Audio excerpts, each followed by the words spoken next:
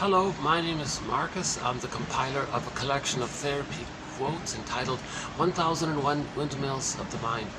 A collection of quotes taken from what's often called the psychodynamic or the psychoanalytic perspective, which long ago, as I understand it, was referred to by some as philosophical medicine or narrative medicine, helping one to be their own story doctor to help one fix their story.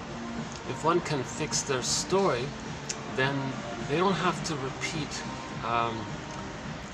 a story event that's problematic and considered unfinished business, where a person metaphorically is frozen in the past, petrified in the past, turned to stone in the past in an emotional sense, and then because of that being afraid to enjoy the present.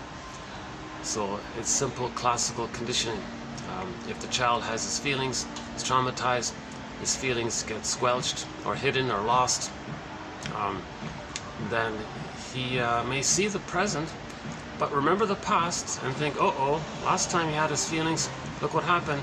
And because of that so-called conditioning, he may stay in the past and see the present cognitively, yes, but emotionally still in the past. So he's frozen in the past. So this phenomena is called transference, where we emotionally transfer the painful past into the present, and then the present just becomes kind of like a staging thing, or something that's like an as-if scenario for the past, because the person is seeing the past in the present, so they're not enjoying the present for the present. Okay, so the present is called the presenting past. Okay, so this is a kind of I guess it's some kind of split between the cognitive recognition of going through life, but emotionally still being frozen in the past. So pop culture offers two very simple examples of classical conditioning. I'm not a fan of the motivational speaker Zig Ziglar, but I did see a little clip of his where he tells the anecdote about a flea in a jar trying to escape, but he can't because the lid is on it, and the flea keeps hitting himself on the underside of the lid, and he keeps jumping up trying to flee. The flea wants to flee, but he can't. So he bounces up again and again, and this goes on for a while. Finally the flea jumps, I guess he figures it's not healthy for him, so he jumps at a lower level. At that point the experimenter removed the lid, but the flea then, at that point, would be able to flee, but he didn't. He saw the present in terms of the emotional past, and he stayed in the jar. He didn't jump out. He was free to jump out. He could jump out. With the present reality, he could jump out, but his emotionality was so like a template, like a psychological template, like an imprint so strong, he's stuck there. That's classical conditioning. He's stuck there. And then another similar example, I don't know the full details. The self-help author gave the example of I guess he was a farmer or something. He had a little baby elephant, and he tied some kind of rope to him to a post, and the little baby elephant was like charging, trying to break free, but he couldn't break the post or the rope or anything. He kept trying again and again, like the flea. He kept trying. Finally the baby elephant gave up. Fast forward a few years, I guess, and he grew up to be a full-sized elephant. Now with that full-size adult body power size that he now has, he could easily rip the post or the cord. He didn't. He was dwelling in the past. He wasn't enjoying the possibility and the freedom of the present because he was emotionally dwelling in the past. So yeah, that's the idea about this, that if the child is conditioned to be afraid in the past, he won't enjoy the present. So a very good quote from this comes from a film called Greenberg. I'm not recommending the film, it's not really a good film or anything, but there's an excellent quote in there. Shrink said to the guy in that film, "You have trouble living in the present. So you're dwelling in the past because you never really lived it." I'm sure he said it in a more neutral, caring way, compassionate way. You have trouble living in the present. So you're dwelling in the past because you never really lived it. So that's what we mean by the story's broken. And then we need narrative medicine. We have to be our own narrative medicine practitioner, narrative medicine researcher, We have to be our own story doctor. We got to fix our story. So an image for this is to weave a basket, and the egg comes in. Famous poet says psychoanalysis looks for an egg in a basket that's missing. We don't look for the potential in the egg and the feelings and developmental. We don't look in those area of pain and feelings and all that. We don't look at psychic. First, weave the basket. We have to be our own metaphorical basket weavers. I remember as a kid, that was a big joke. What do you want to be when you grow up? Well, you don't know, you're going to be a basket weaver? Ironically, at midlife, that's the task at midlife. We all have to be our own metaphorical basket weavers. We got to weave this basket, meaning build consciousness, build awareness. Use these quotes, these theories, these speculations, these hypotheses, these guesstimates, these possible stepping stones for better ideas, these invitations for mutual exploration. These quotes here, there's no fixed set answer here. These are like little clues. We have to be our own detective, psychological detective, to find these little twigs and little leaves, like whatever a bird uses to build their nest. So so these quotes are like little bits that a bird might use to build a nest. So we have to build our own nest. Okay. So Robert Bly puts it this way. He says to an audience, "Dear audience, 30% of what you're about to hear is wrong, and it's up to you to figure out which 30%." Okay. Meaning each person has to raise their consciousness. They have to build their basket. So lots of little theories and ideas and quotes are offered.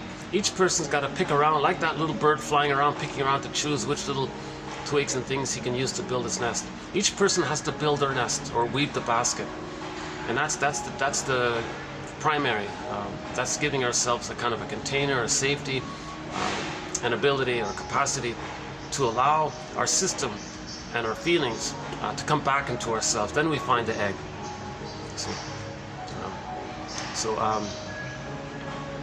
Well, my poor arm. Hold on a sec. This is my. Yikes! Sorry about that. My arm is a little twisted here.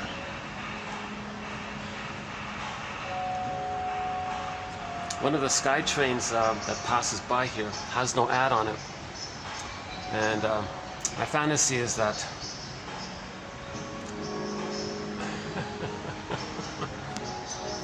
my fantasy is that when that sky train passes by, the one with no ad on it, that it says on there, 1001 Windmills of the Mind, Psychoanalytic Psychotherapies, Greatest Hits, buymeacoffee.com/psychoanalysis.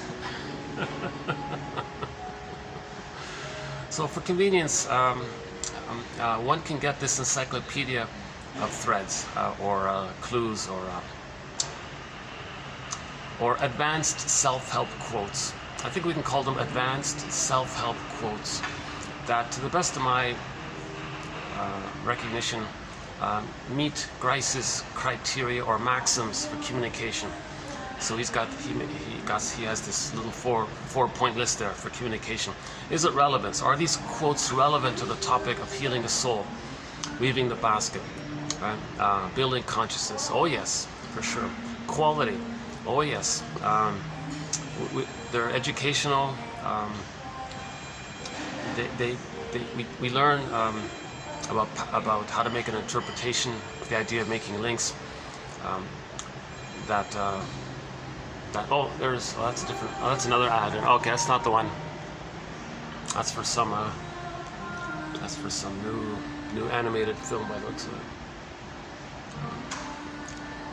So a quote, for example, might teach us about, what are defense mechanisms, mechanisms of the mind to help a person not feel too much anxiety, because it's too hard to feel all that pain. So we do a thing in the mind. So we have quotes that teach us about all of the major defensive mechanisms, like projection, projective identification, rationalization, negative magic gesture, identification with the aggressor, symbiosis, the double think one, duplicity, and so on and so forth. So we're learning. It's like a second language. These quotes are really like little lessons in learning the second language. So yes, there's a little bit of jargon. But one of the benefits of 1001 Windmills of the Mind that I like about it is that since the compiler, yours truly, doesn't have a PhD or a master's degree. I'm not a scientist, doctor. I haven't been analyzed myself. I'd love to be.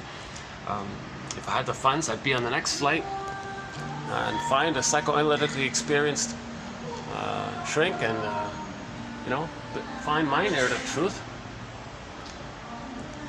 You know, so keep that in mind. I only have a humble BA. I'm the compiler of the quotes. So again, I'm not a social worker. I'm not a midwife. I'm not a doula. I'm not a nutritionist. None of these things. I have a very basic, ordinary BA.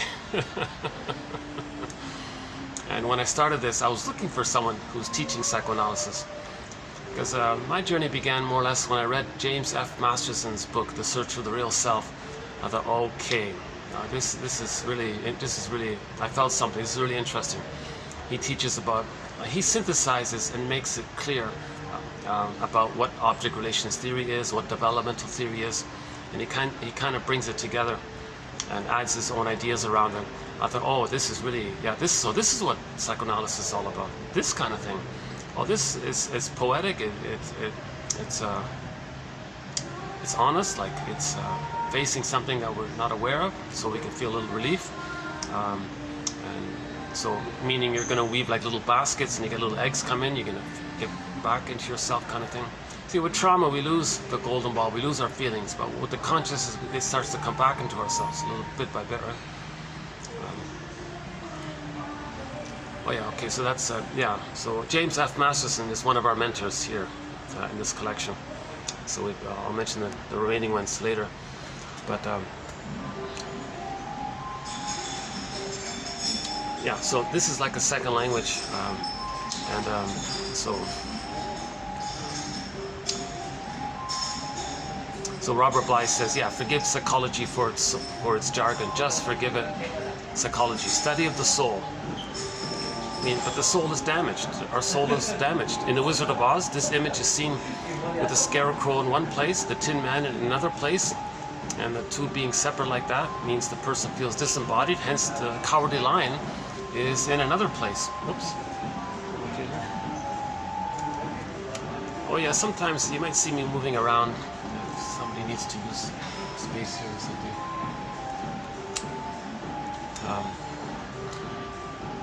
Yeah, my regular spot over there, there's a big function taking place.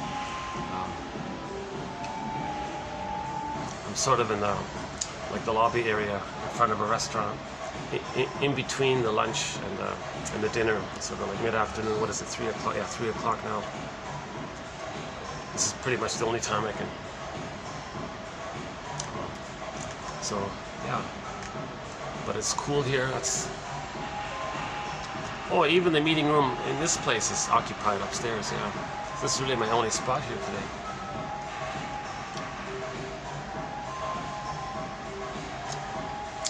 Oh, the rooftop opens at 5 o'clock, so maybe at the end we'll take a peek up. We'll take a peek on the top.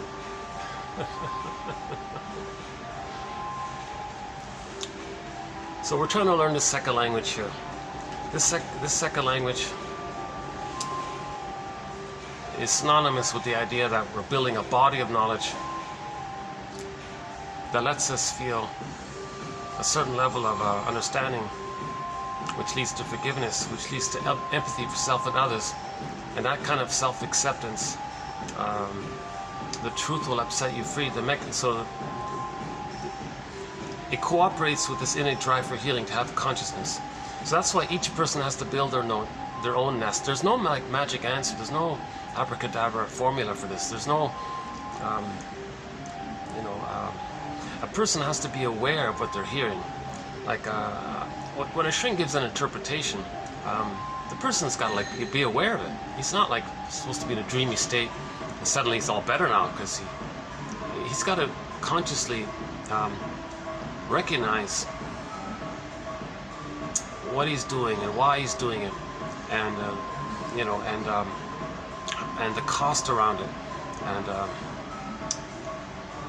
and the so-called secondary gain as a defense against the deeper issue of trying to, face a deeper truth. So, shall I compare thee to an onion? So defense mechanisms are things we do to hide what we're afraid of about ourselves.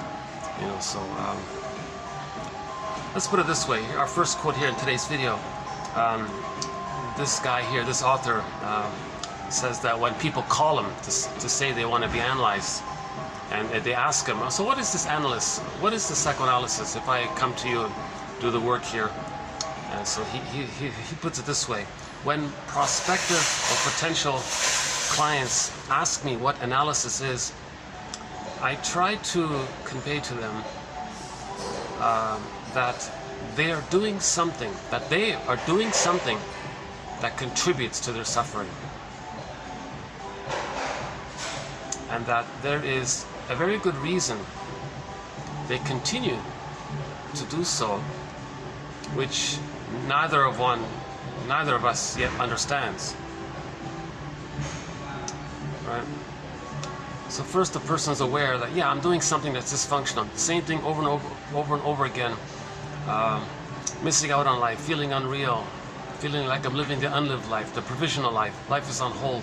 I'm doing something and it's painful to do this. Or I'm choosing the wrong partners, or I'm making the wrong decisions, and I'm afraid to. I have all this. Oh, the next video, affect phobia. I have a quote about affect phobia. Oh, I have such a phobia of my feelings. I have a phobia of this or that, like meaning fears or something. Or still dwelling in the past, you know, still living in the past. Or so he's doing something that's not in cooperation with his innate drive to be an adult, an emotional adult. This innate drive to have his true self and the capacities of the real self, and to have mutuality. I'm okay, you're okay. Maybe he's bogged down with complicated grief. Maybe he can't accept the loss. Maybe it's too painful. So maybe the characters Joy and Sadness in the Disney film Inside Out, they were zooped away. So the person doesn't have the ability to have console, the character Sadness run the console. That's a very excellent movie called Inside Out by the Disney company, 2015. Okay, so inside the mind, you have the characters for the emotions. Now the primary emotions for the feeling self, okay, like I feel there for I amness, or psychological self, or ontological self, we live to the extent that we feel. So the whole feeling self, it was sort of abbreviated by creating the two characters called Joy and Sadness. But they got zooped away and lost in this other world, meaning it's repressed into the unconscious, lost in the implicit memory system, lost into the forest of this unknown, okay, so it's unconscious. Yesterday's quote about the forest, or yesterday or the day before, one of those two. So obviously if sadness is zooped away and a person has a loss in their life, and they don't want to admit it because they can't have or allow sadness. Sadness isn't available at the console. Sadness is lost in the forest. So they're going to go, oh, I can't admit the loss.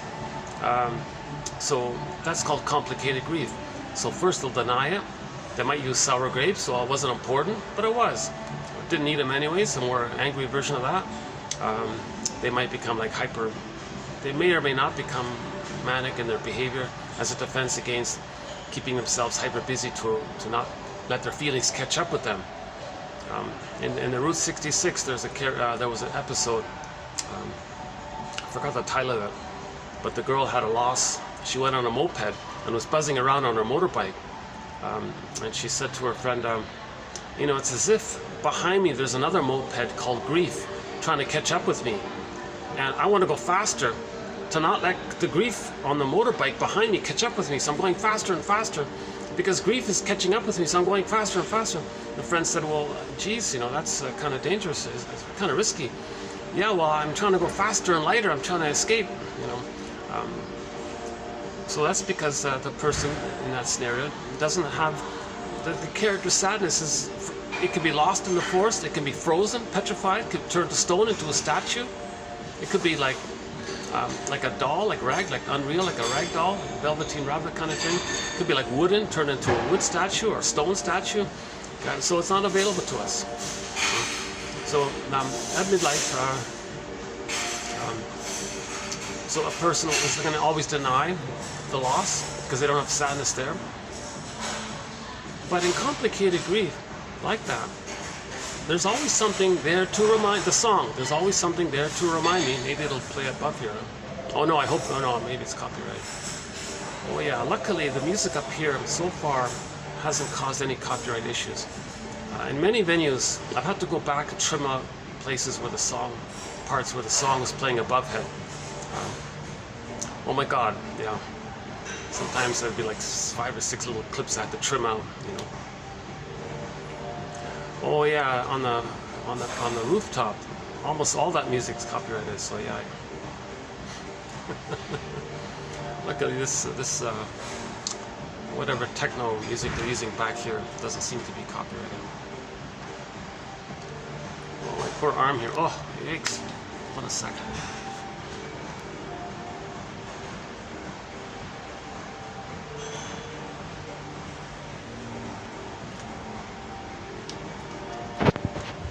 So that would be a sort of a form of suffering, the inability to accept a loss. So it can be called melancholia, because the feelings that they do have around the loss are directed inwardly, and it's painful, but you're not aware of it. It's numbed over with the endorphins, the numbing endorphins. So the person says they're sleepwalking through life. So that's a kind of suffering. They're just not aware of it because it's numbed over with the mercy of the endorphins. So, but shall I compare thee to an onion? Underneath, he feels there's something wrong. So that's why he says here, hey therapist, what is all this psychoanalysis? Well, you're doing something that's contributing to your suffering, and you have a good reason to keep on doing it, which you and I don't know yet about. But if you come in, you know, maybe if I do my job to create a safe place, and you know, I do my job to make it safe, then, you know, maybe together we can discover what these problematic actions of yours do for you and why you're doing them. That's the second one here. So in complicated grief, so if joy and sadness are zooped away, that's going to lead to complicated grief, right? Now remember, you got to feel your sadness, and then sadness would swap seats with joy, and joy would come back. But joy is also frozen, or lost with sadness, right? In the Disney film, joy and sadness were lost in that other world. They were together like that, right? So they're not going to find joy if they don't first grieve the loss, right? So sadness is a natural response to grief. Feeling sad is a natural response to loss. The grief response includes mostly sadness, but there's also other feelings related to it.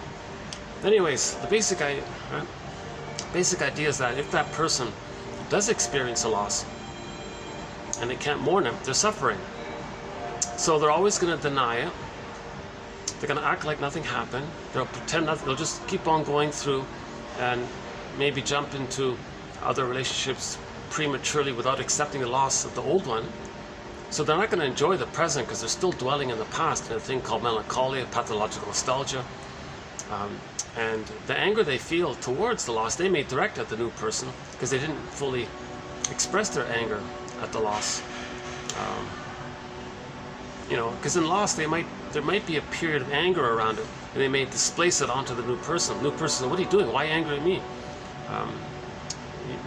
You're angry that your last person is gone, or so you're angry at them for leaving or something.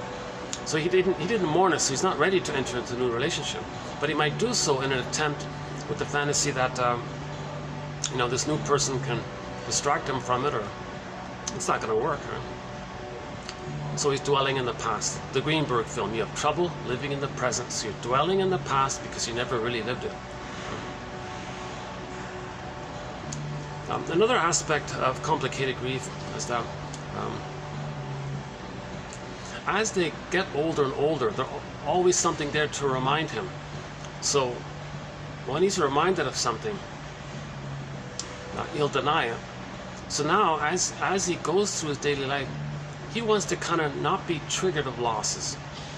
So he wants to control things very much. So he might become very like an unhealthy OCD. Means if he can microcontrol every little thing, perfectionism can be there, right, as an excuse. Then that gives him the feeling that if nothing disappoints him, or there's no like little losses, like a little disappointment might be like a little loss. That little loss will go, I can't more losses. That reminds me of the original loss that they can't process. So they don't want micro losses that trigger the major loss. So hence they're going to be very controlling with all their perfectionism and OCDism, etc. So they'll go through life again and again doing this, but they're getting older and older. They're doing it again and again. Now, little smaller and more smaller things can remind them. So they can become a curmudgeon late in life, a bitter, grumpy, you know the type, the Scrooges and the grumpy types, and all these. You feel like you're on eggshells with them. One little thing they might get enraged or something, because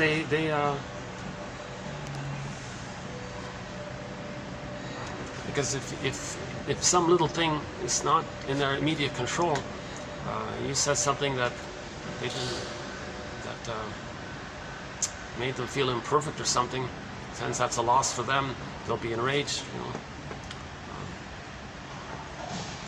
So that can be something that contributes to their suffering. So they're suffering.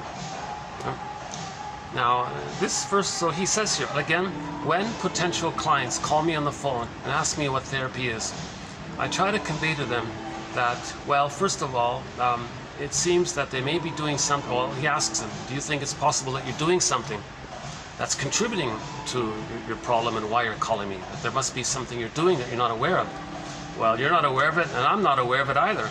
So we don't yet know it. But if I do my job as a therapist, which is to create a safe place and for you to free associate, and you feel safe with me, then that, and create an alliance, a working cooperative alliance, then we can discover, number one, what your dysfunctional actions do for you as a starting point. I thought it was a pretty good little introduction to it all, that one, this one there, right?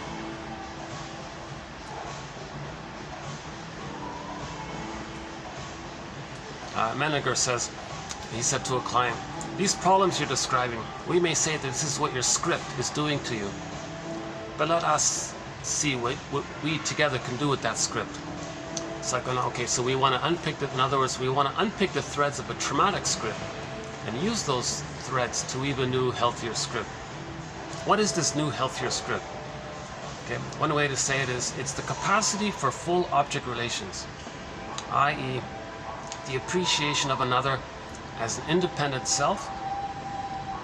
This develops gradually from an earlier state in which others exist only as a means to, or obstacles to, a subject-centered end. This one means that the baby has a thing called part-object relating. In the beginning, the baby's just relating to the breast, and it's just serving. That's called the breast mother. So it starts in the uterus. Baby in the uterus, his eyes are closed. He's in the amniotic sac. He's floating around in this oceanic, blissful feeling. He's happy. He's got his golden ball. No prior trauma. Assuming there's no prior trauma in the uterus. So in its natural state, he has his golden ball. So he's enjoying the present. Joy's at the console. Joy's at the console. The natural state for a person is that joy's at the console. So one form that joy can take is this serene, inexhaustible fullness of being, your sense of your beingness, and it's always there. It's like a sun. It glows, radiant kind of thing. Right? So he's got his golden ball. That's the joy, right? So, and in the beginning, it's just all him because his eyes are closed. He's in the amniotic sac. He's happy. No one really believes that the baby understands that he's a little separate person inside his mother, who's another person. And there's two separate people there, and the mother's a person, he's a person. He doesn't quite get that. He thinks he's just in this. It's just all about him. So he's developing, and it's just. He may think that the power of the mother is like just there for him, or serving him, or is him, and he's the center of it all. So he may think things like, geez, all this power of the mother, that's my power? Infantile megalomania, grandiosity, narcissism, right? Now, since he doesn't recognize any kind of otherness, that it's only just him in there, so that's called solipsism. So everything around him is maybe just serving him. It's just like a thing to serve him. The placenta sends down the food and everything. The mother and the placenta send, and then the placenta and the mother metabolize the baby's waste elimination. Baby may think, geez, he's creating everything. He's like a god or something. He creates everything.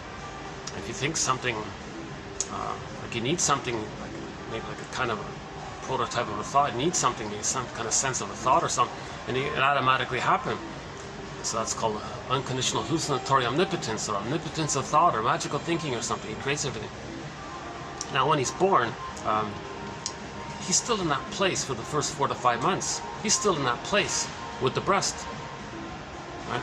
So that attitude continues for the first 4 to 5 months between him and the breast mother. And the breast mother is just considered like a part, like a utilitarian kind of thing. He still hasn't reached the place of him being a person and the mother being a person, because he's just relating mainly to the breast mother. Later, post 4 to 5 months, he starts to get, oh, this is a whole woman, there's a whole person there. Now he's starting to get that. Whenever that time, debates about the timing of it all. But Mahler says on average 4 to 5 months, the child starts to have that gradual sense that the mother's a full separate person, he's a separate person, she has feelings, needs, a self, she has an identity, he has a feelings, identity, and there's like that kind of mutual recognition of that, right? But in the beginning, the baby doesn't have that. He just thinks it's only him in there, and whatever's around him, like the breast mother, is just sort of there to serve him. That's the idea of so-called part-object relating. It's not like a whole yet. So now this part-object relating, if everything goes well and all that, then it leads to whole object relating. But in trauma early on, if the baby's traumatized during that time, he doesn't have memory of reaching that whole object relations. So he'll go through life in a utilitarian attitude towards others. The narcissistic pattern, the bully pattern, the ego pattern, all these more other troublesome or difficult patterns. They have things like, well, useful for, you don't care about others, lack of empathy, lack of gratitude, useful for them, great, preserving their grandiosity, still chasing that image of their little god. Okay, so with trauma, they're still holding on to that original babyhood mindset that it's just all them. You see.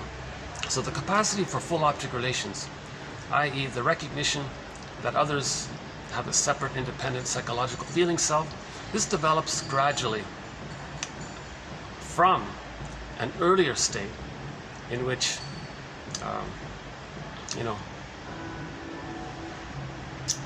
it develops from part-object relating. Now this part-object relating is going to support them for that, or it's going to block them, that kind of thing.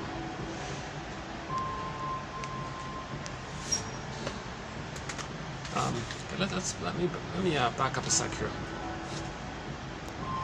Okay, let's finish up the complicated grief one. One of our major threads. So we have 58 threads in 1001 Windmills of the Mind.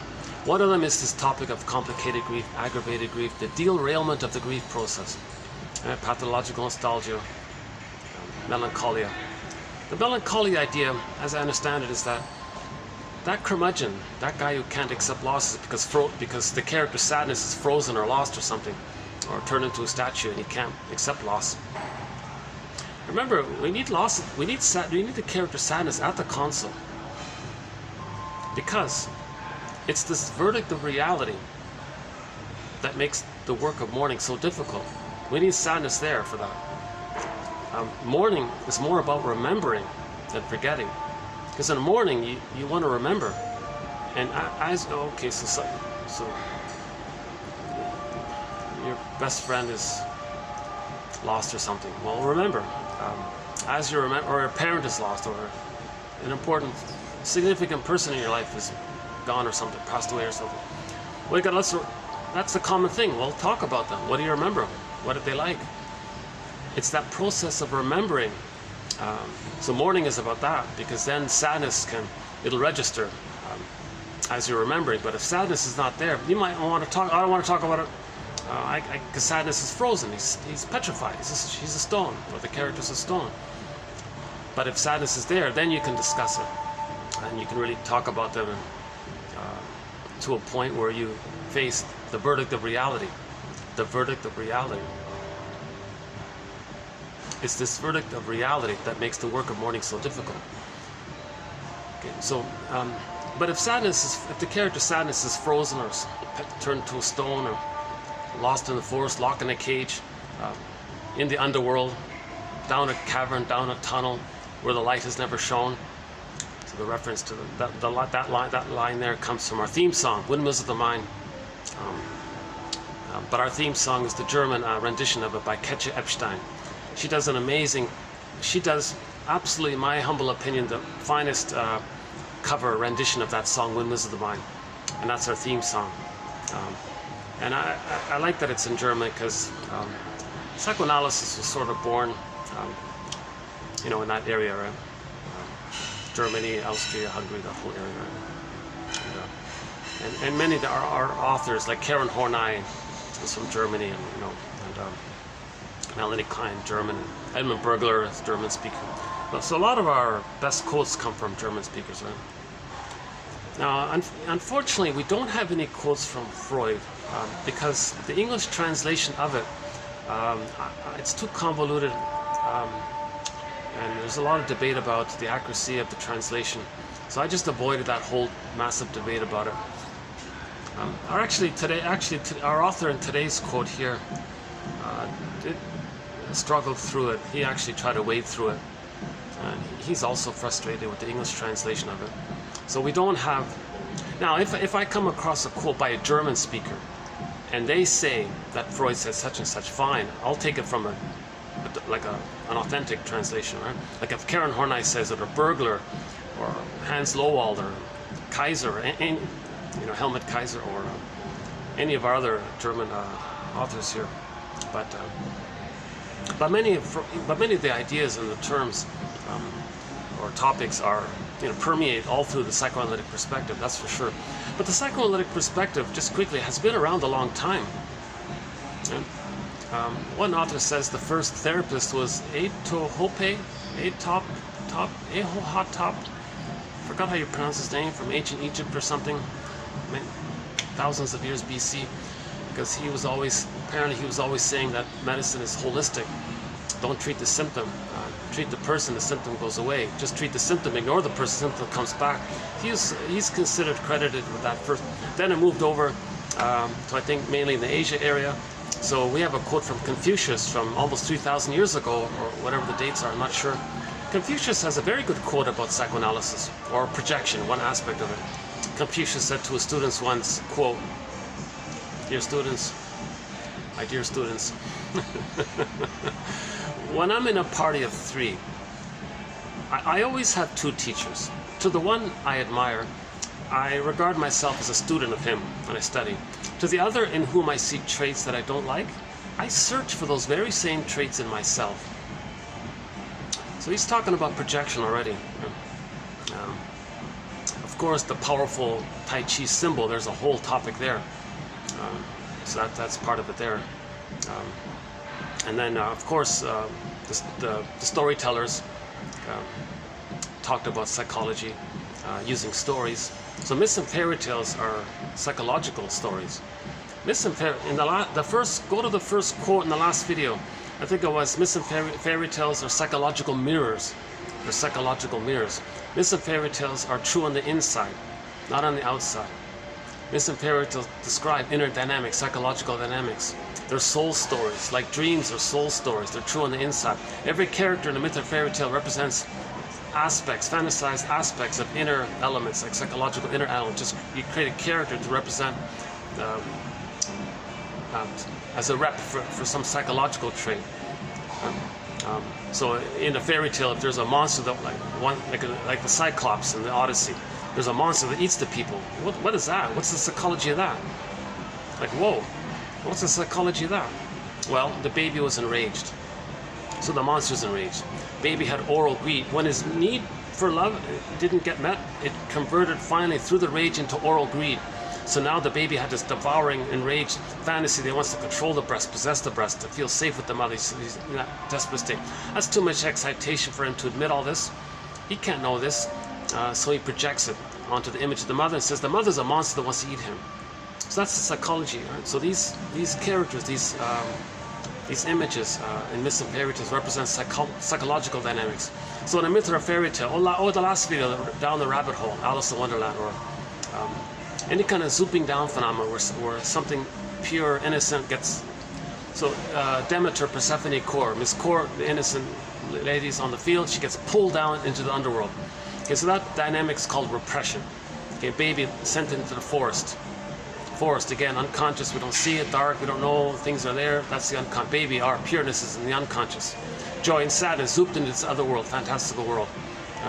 So any kind of, in a myth or fairy tale, when something's like innocent or pure or like vibrant, could be animal, could be gold, could be a baby, could be a young innocent person, could be a child. In the sci-fi show called The Room, a little girl, hold on a second, sorry. I don't get much warning. I'm holding the camera and suddenly my muscle twitched. I think I twisted something. Sorry about that. I've been dealing with this twisted muscle for the past little while here. Hold on a sec. Let me take a little break here. Give my arm a little breather here.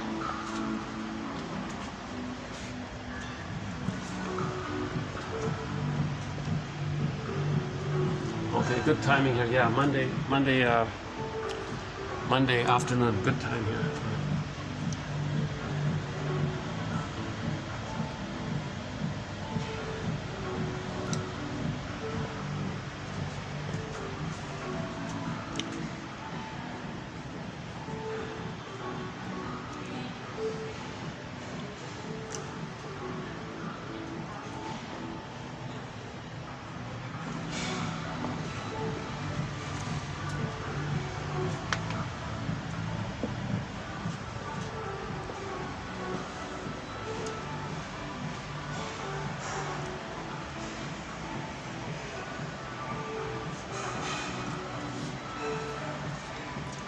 Gotta get used to this with the other arm here.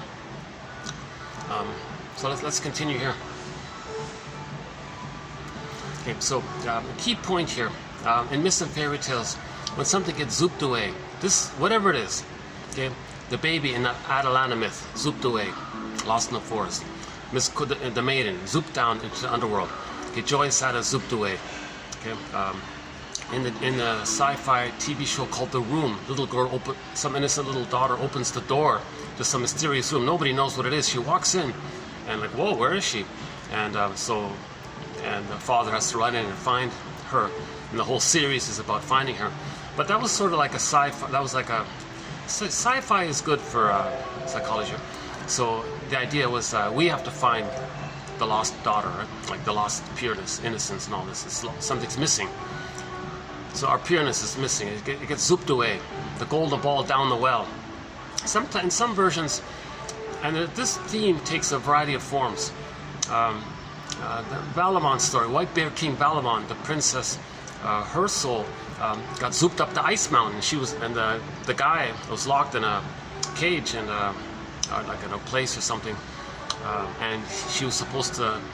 And he was going to be into a forced marriage with the Boar Queen. So the Boar Queen was going to like gobble him up and possess him and control him.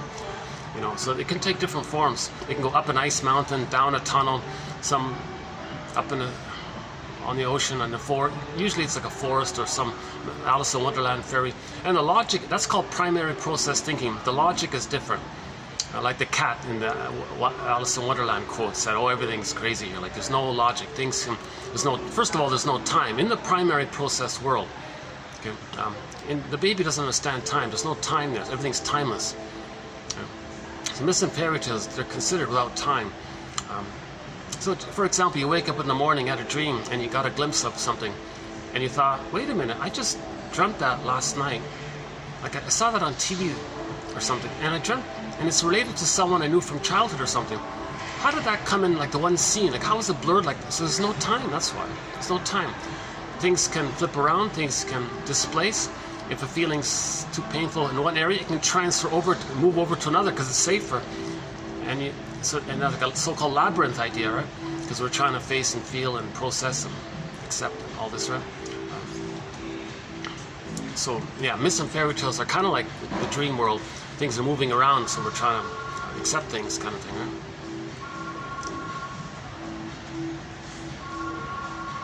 One second. Oh boy, I really need to get some kind of stand to hold these things, to hold the camera.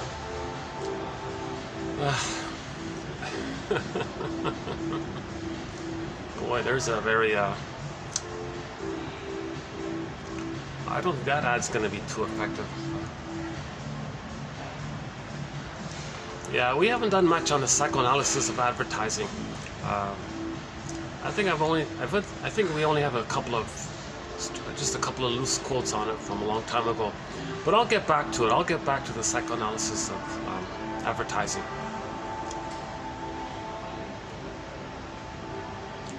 So it went in the Iron John story. Two forms of it was the dog. So the dog was the animated, like we feel embodied, the animated, right? So the dog got zooped down in the lake.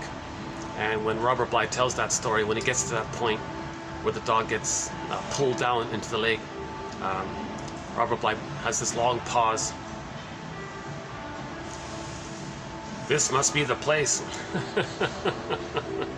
This must be the place. That's sort of like a felt recognition of the trauma or something. Later in the story, there's a golden ball locked in a cage. The boy wants to get it, but it's locked. He has to. So where's the key? He learns finally that the key to the cage is under his mother's pillow. So he's got to make a link that there's a secret with the mother that caused him to lose his golden ball. He's got to find that secret. What's the secret? The greatest hurt of all. The secret is the greatest hurt of all. Mother failed me. He's got to get to that painful, difficult. There's a great resistance to this, but it's the truth, like the comedian says, it's the truth that sets us free.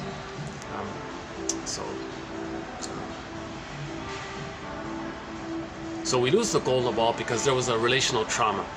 So the issue of the key being under mother's pillow, okay, this relates to the idea that a person experienced a relational trauma, an interpersonal trauma with the mother called attachment trauma. So this is what we're talking about here, a thing called attachment trauma. It leads to a style of relating based on a script called an insecure attachment style. But these insecure attachment styles, they're very convoluted, they're very dysfunctional. It's like a desperate attempt to feel some connection, kind of. Remember, the baby has to connect to his mother. He'll accept the painful connection. The baby would rather have an abusive mother than have no mother. So that's going to lead to an insecure attachment style. And it can lead to a variety of complicated personality, neurotic, dysfunctional personality patterns, which maintain that connection. And if they try to heal from it, they're going to have to separate from the mother, while having no memories of having received a secure attachment style to do so.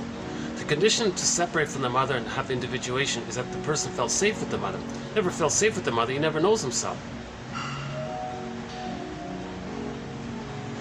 Let's go back to the fairy tale image just for a bit.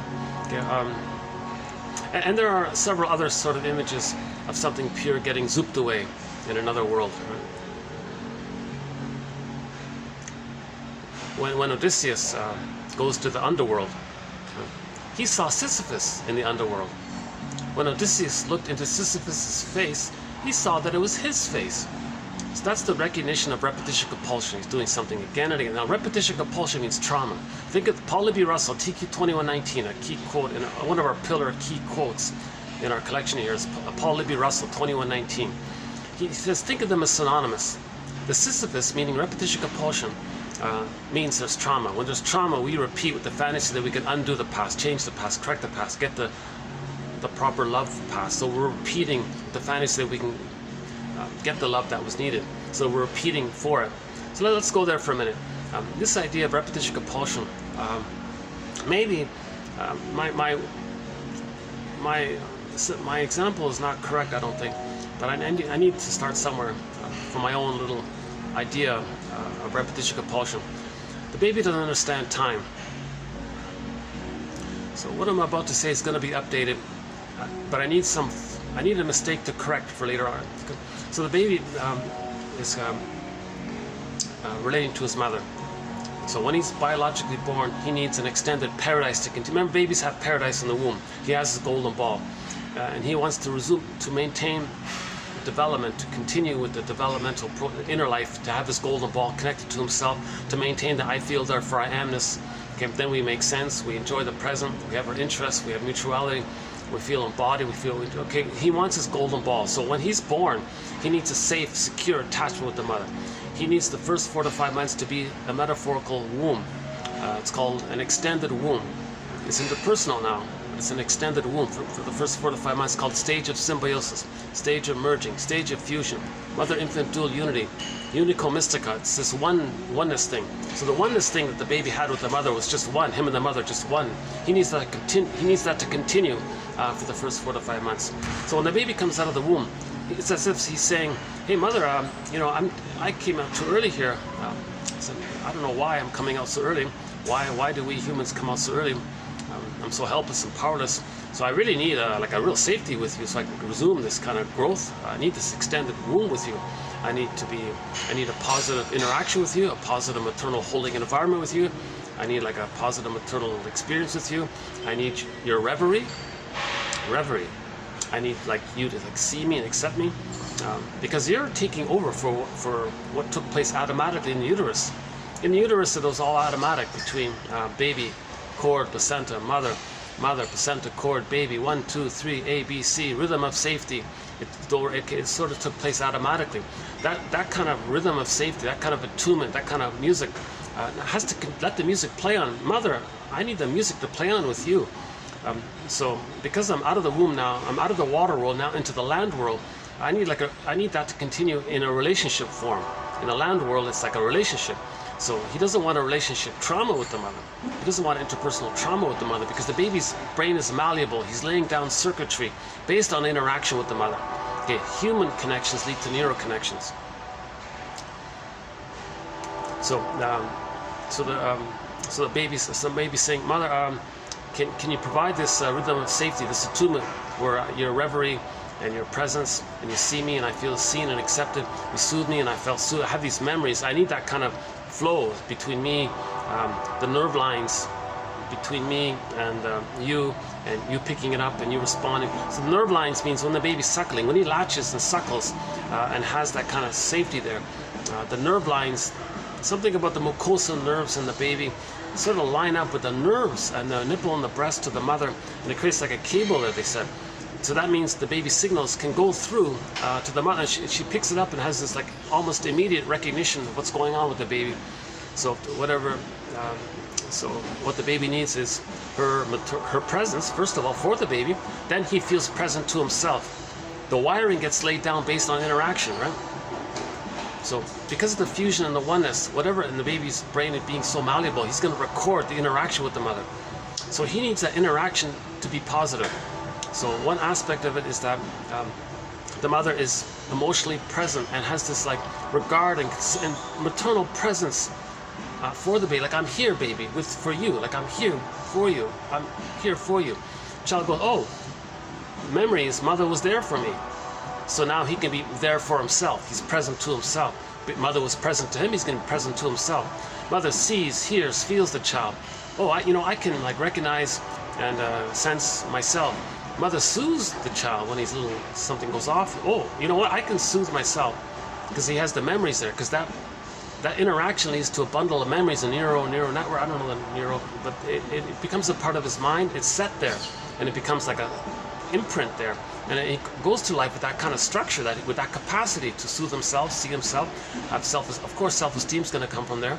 And with that level of safety, with that level of safety from the mother, he felt so safe during the first 4 to 5 months. He felt so safe, he can then hatch. He can now start to hatch out of that blurred Ouroboros, the snake that bites the tail there. That image means it was just the baby and the mother in a circular kind of relationship. He can now start to hatch and have his own little self-concept outside of that blurredness, right? So in the beginning, it's undifferentiation. Baby doesn't know where he begins and ends, where the mother begins and ends. It's just this blurred, like two clouds blurred into each other. And the smaller cloud thinks the bigger cloud is him. It's all blurred and confused like that. But if he feels safe, then he can hatch out and has a self-concept. And then he can recognize that the mother is a self, because he's a self.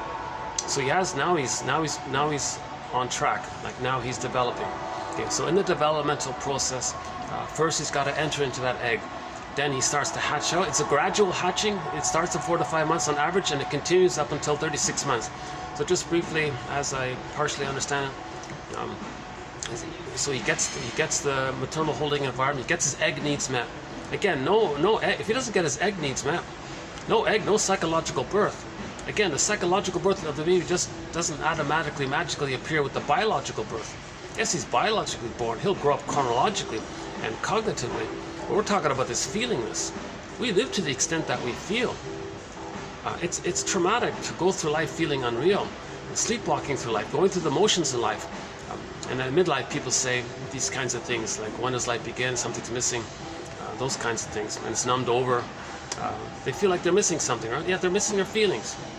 And they may develop, in tomorrow's video, Leigh McCullough has this phrase called affect phobia. They have a phobia of their feelings all the time. So they're missing their feelings.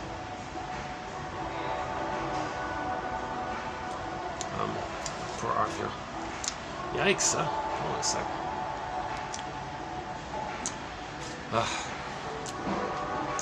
But I think my videos are getting a little better as I'm doing these videos. I think my delivery is getting a little more... So again, as mentioned at the beginning of this video, I have been analyzed, so you're going to see my anxiety.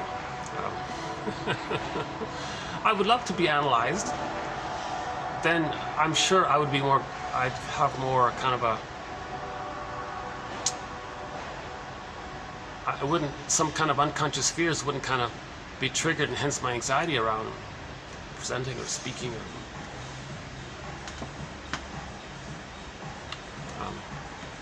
Okay, hold on a second.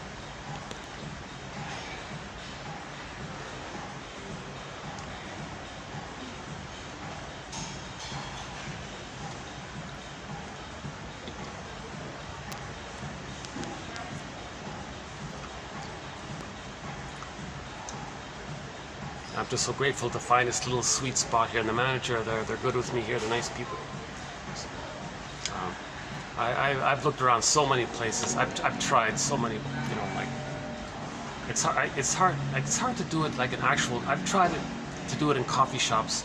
I'm easily distracted, and like right now, for example.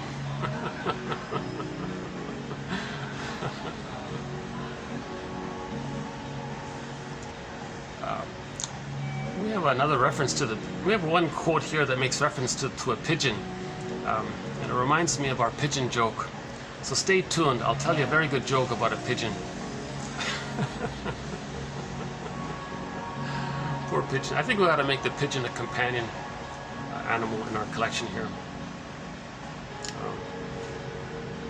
Yeah, for sure. Yeah, we gotta add the pigeon to our companion animals. So we have several companion animals to 1001 Windmills of the Mind.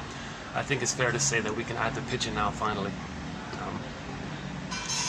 So a few of them are the heron, because when I was on the shoreline, oh my God, this heron would fly by, this graceful, elongated bird that would just float across the water like that. Wow, beautiful birds. Yeah, the heron, the loon, the bee, the bumblebee, the mosquito. I had a lot of mosquitoes, not too many, a few mosquitoes when I'm doing them outside. And a few other, oh, the cat, the gecko, little gecko. And a few, oh, the crow, how can I forget the crow? Oh my God, the crow, a very key companion animal, the crow. So I'm meaning it from the reference point of how indigenous people regard the crow as the keeper of psychological knowledge, the keeper of psychological, spiritual, inner knowing, like the keeper of it. So they just project how we all have inner knowledge that we don't know. They say, well, the bird is the messenger of it. The bird knows. They project it because crows, you know, they know things in advance, right? They're flying around the home of somebody who's ill, like, ew. But how do they know that? That's the point. So they would say, these birds know a lot. So they would just use that as a projection hook. Well, they're very knowledgeable. They're very... So, and just in general, birds are considered like intuitive hunches. A bird represents that, a symbol for inner knowing, intuitive hunch kind of thing, like inner something. Something's coming to consciousness where we're not sure yet. We're in the midway points. So the crow or birds are considered like little Hermes, like little messengers. Like Hermes is a messenger between the two, unconscious and unconscious. Right? So the birds can be like sort of variations of the Hermes character. and so on. Yeah, so we got birds are a major companion animal.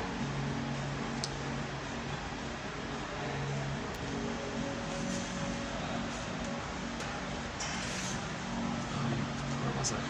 Hold on a sec. Oh, there it is there. 1001 Windmills of the Mind, www.buymeacoffee.com/psychoanalysis.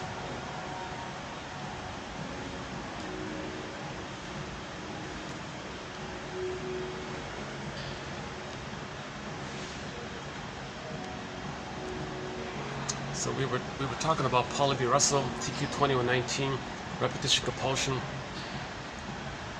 Oh yeah, we were talking about the psychological birth idea, that the baby achieves a psychological birth. The psychological birth is that first he entered into the egg. Because of that, he felt safe to start to separate from the mother. He started the process of separating from the mother. And simultaneously, as he's separating, he's getting a self-concept as he's separating. So there's like a transition there. So it's a gradual thing. So he starts to separate. So the first part, from 4 to 5 months to 18 months, it's mainly about the separating idea. And the individuating part comes later on more. But he's got to feel safe enough to start to feel that he can be on his own, not even though he doesn't know what his interest. He may not know fully his uniqueness and all this, but he's got to feel like safe enough that he can have a self.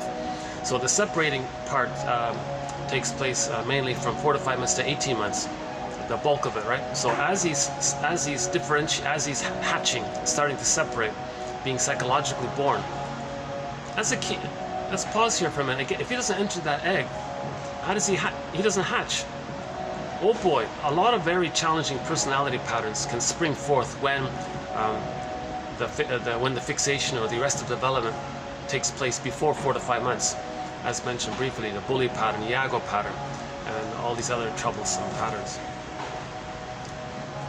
So the criminalic would be there, and some of the. We don't do the more over the top. Like, I'm not a shrink, so I can't really go. It's out of my zone there. Like the ones who say something's only wrong if you get caught. Whoa, that's a very troublesome area. So the sociopath, the psychopath, we don't really cover that area there. We have a few quotes on the criminalic pattern, thanks to Edmund Burglar. But as far as I sort of can go is the Iago pattern, the envy one, where he hates goodness, and his strategies around feeling safe with the mother who hated his goodness, identifying with the mother who hated his goodness and then hates goodness because he's become the mother. The baby identifies with the mother if she's so unavailable. If the mother's so rejecting, he becomes the rejecting mother. If the mother hated goodness, he becomes the one who hates goodness to stay safe with the mother. So he's like married to mom. So he married the boar queen, put it that way. So they're mama's boys, in other words, right? So they don't love others or care for others. They never reached a place of empathy or gratitude. They haven't developed to that place. The more quote-unquote, like more advanced, these are developmental accomplishments, like empathy and affection and tenderness and care, and being an elder late in life, and this whole generative area of I'm okay, you're okay, the love of self and others, and the normal feeling that we're all one family, because we are one family, literally. We all came from Homo bodoensis. Homo bodoensis, we were around for 1 million years. Homo bodoensis. Now, when we developed the cortex, we called ourselves Homo sapiens. But we're all Homo bodoensis underneath. Okay, when we became Homo sapiens, then we moved around and it settled in different places. Then there were trivial biological variations, inventions and discoveries. And then because we couldn't manage it, we got a little confused. So then we became a Homo traumicus. So the idea is to heal Homo traumicus and get back to Homo naturalis. So we had Homo naturalis. We kind of stepped back a little bit. Let's not go there for the time being, but we have a whole discussion around how we're a traumatized version of ourselves. Because 90% of the babies in North America, by one estimate, are not getting a secure attachment style. Anything other than I'm okay, you're okay, is an insecure attachment style. It's a sign of trauma. If someone doesn't have I'm okay, you're okay, or whole object relating and all this, they don't have joy and sadness at the console. If joy isn't at the console, that's a trauma. If the golden ball's down the well, that's a trauma. If the golden ball's lost, that's a trauma. And then what we do is we don't make sense, because we're going to see the present in terms of the past, trying to replay, repeat, reenact the past and the present, searching for the golden ball. But nobody in the present is the past. Oh, hey, look at this. Oh, some little Tweety bird got in here. Oh, well, that's outside. Oh, okay. Well, for a second, I thought it was open there. I don't know, so just a tiny little ordinary bird landed on the ledge there. I don't know if I got it. It wasn't one of these exotic, colorful. You know, there is a bird that does fly around sometimes with like a yellowish tail or something, right? And like a yellow beak, yellow tail, something like that. Yeah, it's nice. It's nice to see the okay. Oh, here's another unconvincing ad, right? Geez, some of these ads are not too creative.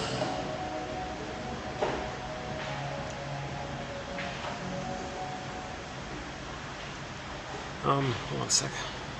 When prospective clients ask me what analysis is, I try to show them that they're doing something that contributes to their dysfunction.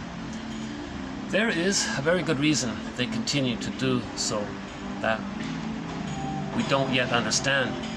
I tell potential clients that if I can make therapy a safe place for them, then together we can discover what their problematic actions buy them. What's the secondary gain?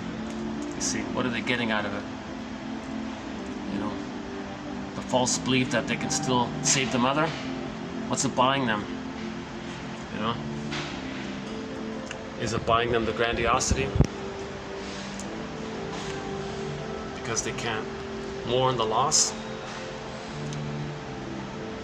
If the child is loved, he loses the grandiosity. If he's not loved, he clings to the grandiosity. Again, the grandiosity. Babies think they're little gods. That one there.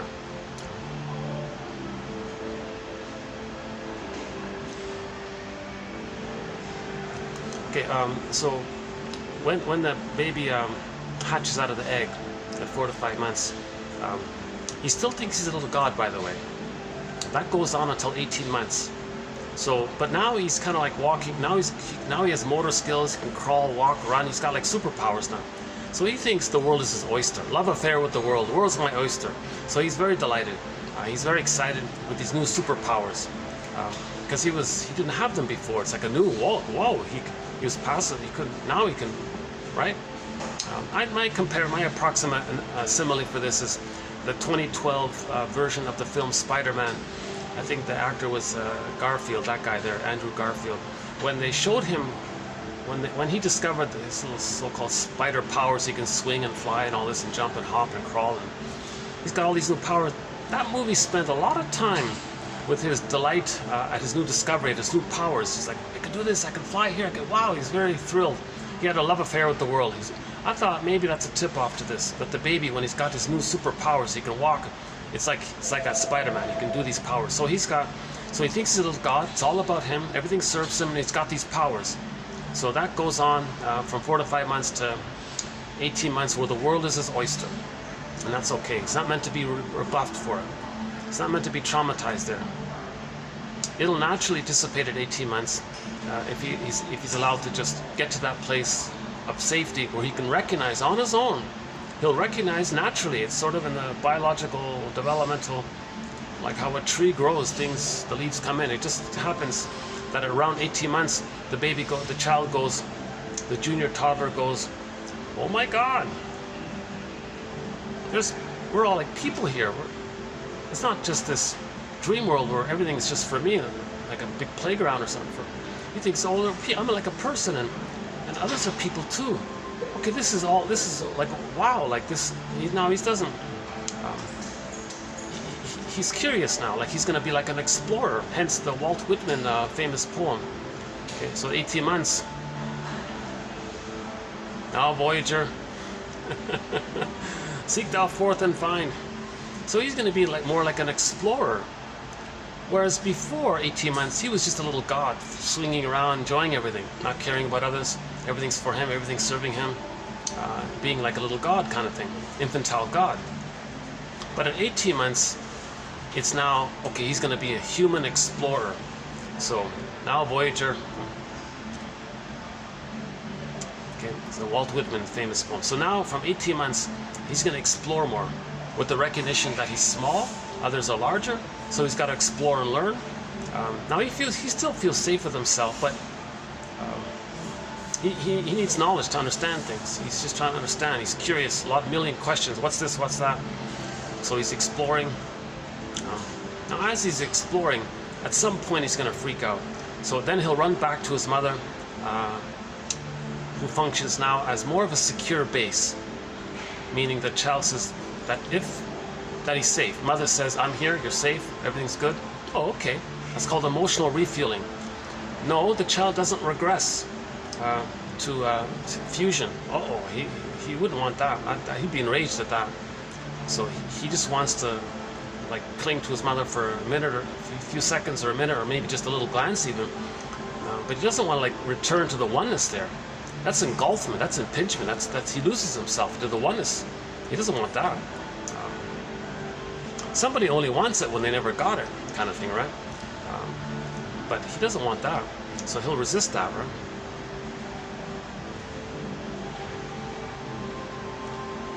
So by the way, to get to that point where he becomes an explorer, between 4 to 5 months and 18 months, the mother functions not as a symbiotic object, but as a mirroring object.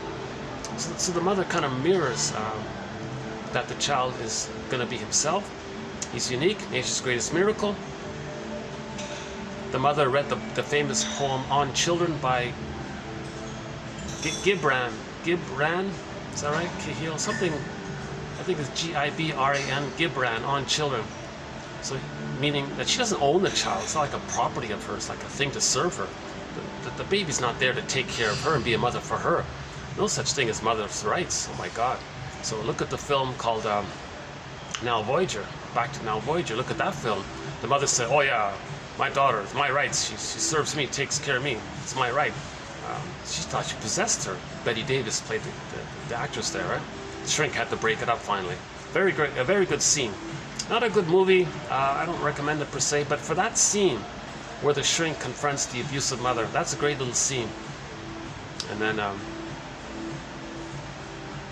and then because of that intervention, now Voyager seeked out, and the name of the movie is Now Voyager, because she separated from the mother finally with the help of the intervention. Right? See, the role, the presence of a father figure, the shrink, the father figure, that kind of helps the child to make the transition out of the mother. Not to use the father as a substitute mother. That's a mistake, because some children, if they're so abused by the mother, they turn to the father for what the mother can provide. The father can't do it, so there's a complication there. But at least somehow she's got to finally somehow leave the mother. So the shrink played a positive role in that area.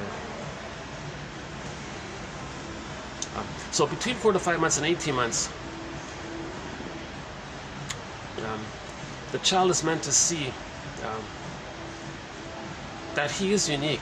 But to know that, he's got to see that the mother sees that. So the mother has this attitude, oh my God, life's longing for itself. Gibran, back to Gibran, life's longing for itself. This is like a unique person here. Like, wow, this never in all of history was there ever anyone just like this person here. And never in the future will there ever be anyone just like this person here.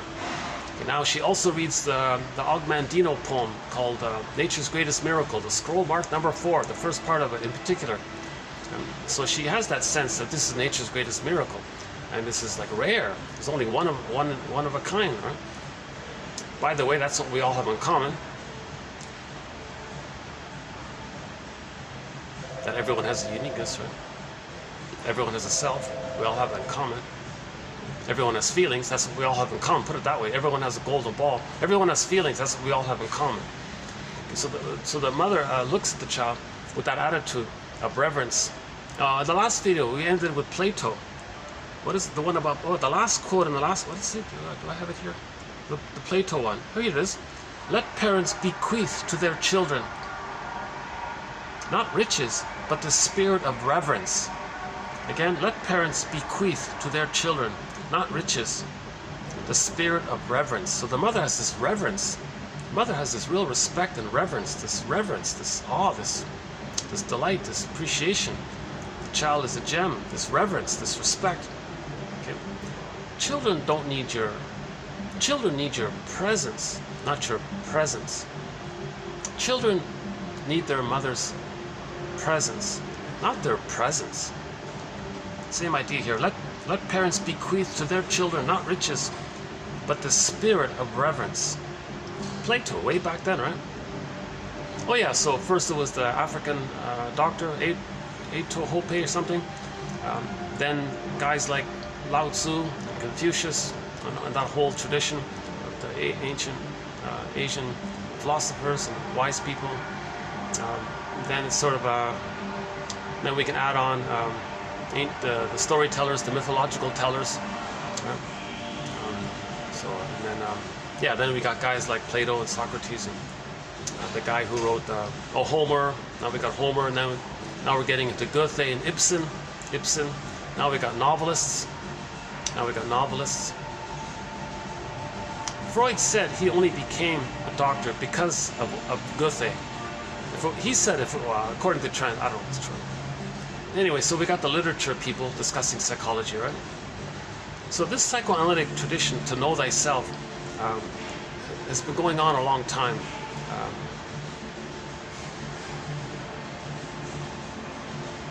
So in the first 4 to 5 months,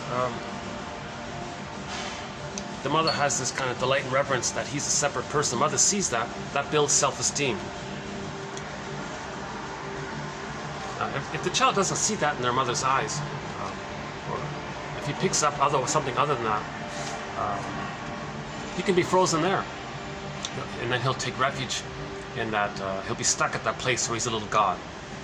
The little god thing dissipates if he's loved and seen for his personhood, his reverence for his personhood. So let's say that does take place. 18 months, the primary narcissism dissipates. The now Voyager phase, called the rapprochement phase, because he's going to leave the mother but come back. So for 1.5 years, the child's going to dart away from the mother and then come back sometimes for emotional refueling, meaning that he knows that the mother's there. He's not going to be abandoned when he explores. You see, if he explores and discovers something, hey ma, look what I found, or something, and she's not around, or the mother and rebuffs him, you see, he can be frozen there. You see, if the mother rebuffs him for his discoveries, when he's a little explorer, he discovers something, he comes back, and the mother rebuffs him. I'm busy now, leave me alone. The child thinks he's frozen there, he can't do it. He won't develop, so he'll be stuck at that place. So he'll never really know his true interests. He'll be afraid, so he'll be frozen there. So let's say the mother does provide communicative matching, some kind of acceptance and improv, and shows that she's okay with the child's psychological birth taking place.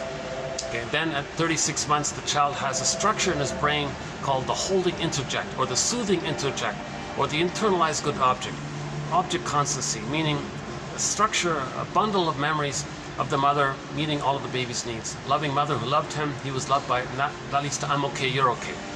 Then joy and sadness, with the differentiation, joy and sadness can stand on the floor, the ground. He has the ground there, where joy and sadness and the feelings can be there. So the golden ball's on the ground. If that ground is missing, it falls down the hole into the unconscious, into the non-reporting brain. You see, that's the idea, I think.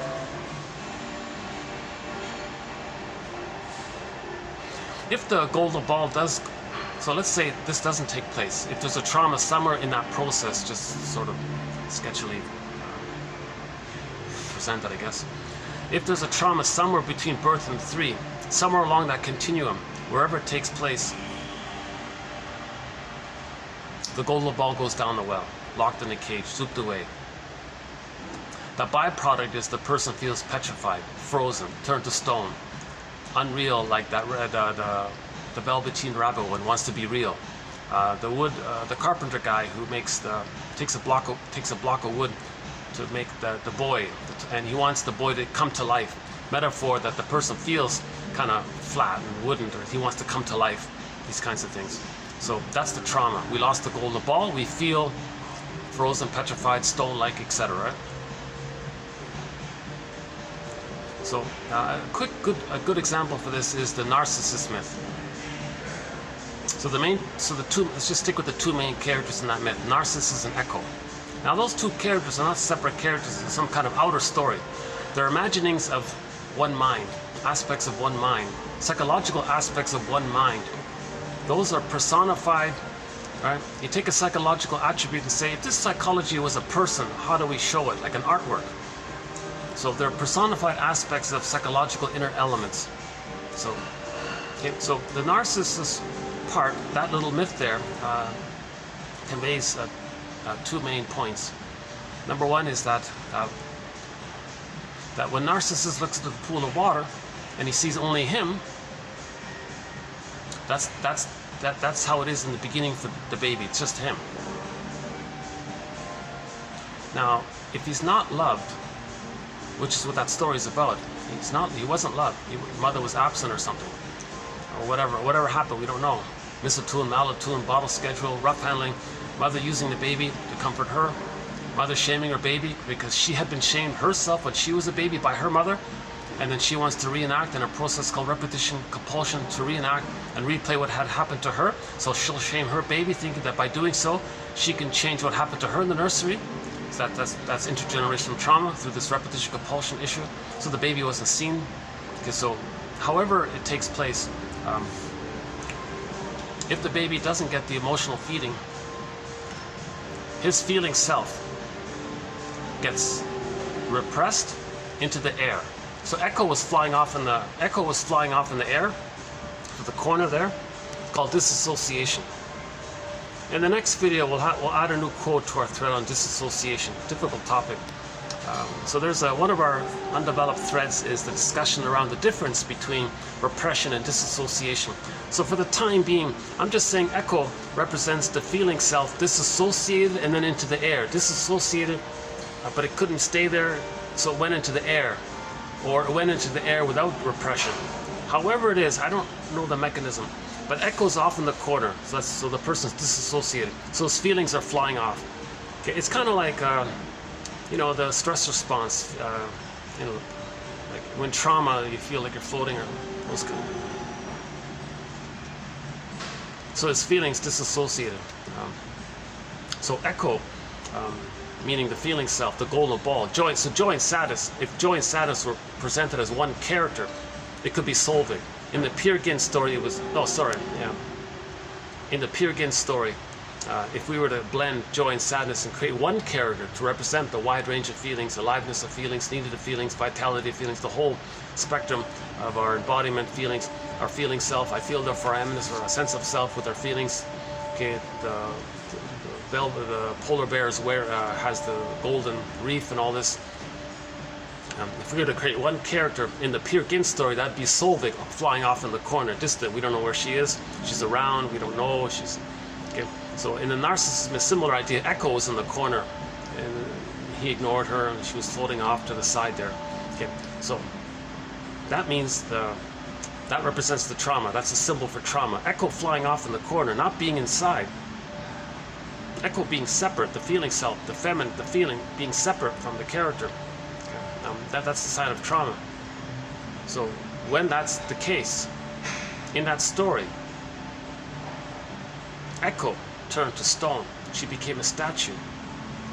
An immensely underappreciated point. I don't hear many people talking about this, but that's a key image, that Echo turned into a statue. She turned to stone. Okay, that means that when the baby isn't loved, he feels like Echo. He feels turned to stone. And I'll finally get around to playing Jeff Lynne's song called Turn to Stone. So there's a little reference about this. Okay. Now the narcissist myth, that just means that that character was named after the flower Narcissus. The Narcissus flower gives people an illusionary effect. Now when the baby thinking he's a little god, that's like an illusionary thing that he's got there. So they named that psychology pattern after that flower, knowing that that flower apparently gives people that illusionary effect. I don't know, that's what they said. And the word narcissus comes, they said in ancient Greece, from the narke, something with the illegal thing, right? Narcotic or something. I don't know about that area, but the author said, what I read was that flower apparently gives people some kind of illusionary thing. So they assigned to convey the illusionary thing that a person with a narcissistic pattern is an infantile god. That's an illusionary thing. So they just, as an approximate metaphor for storytellers to, as a teaching thing, they would say Narcissus turned into that little white flower. You can see an image of it on Alexander's book, the front cover of his book called Narcissism, or online. I'm sure there's lots of things about it.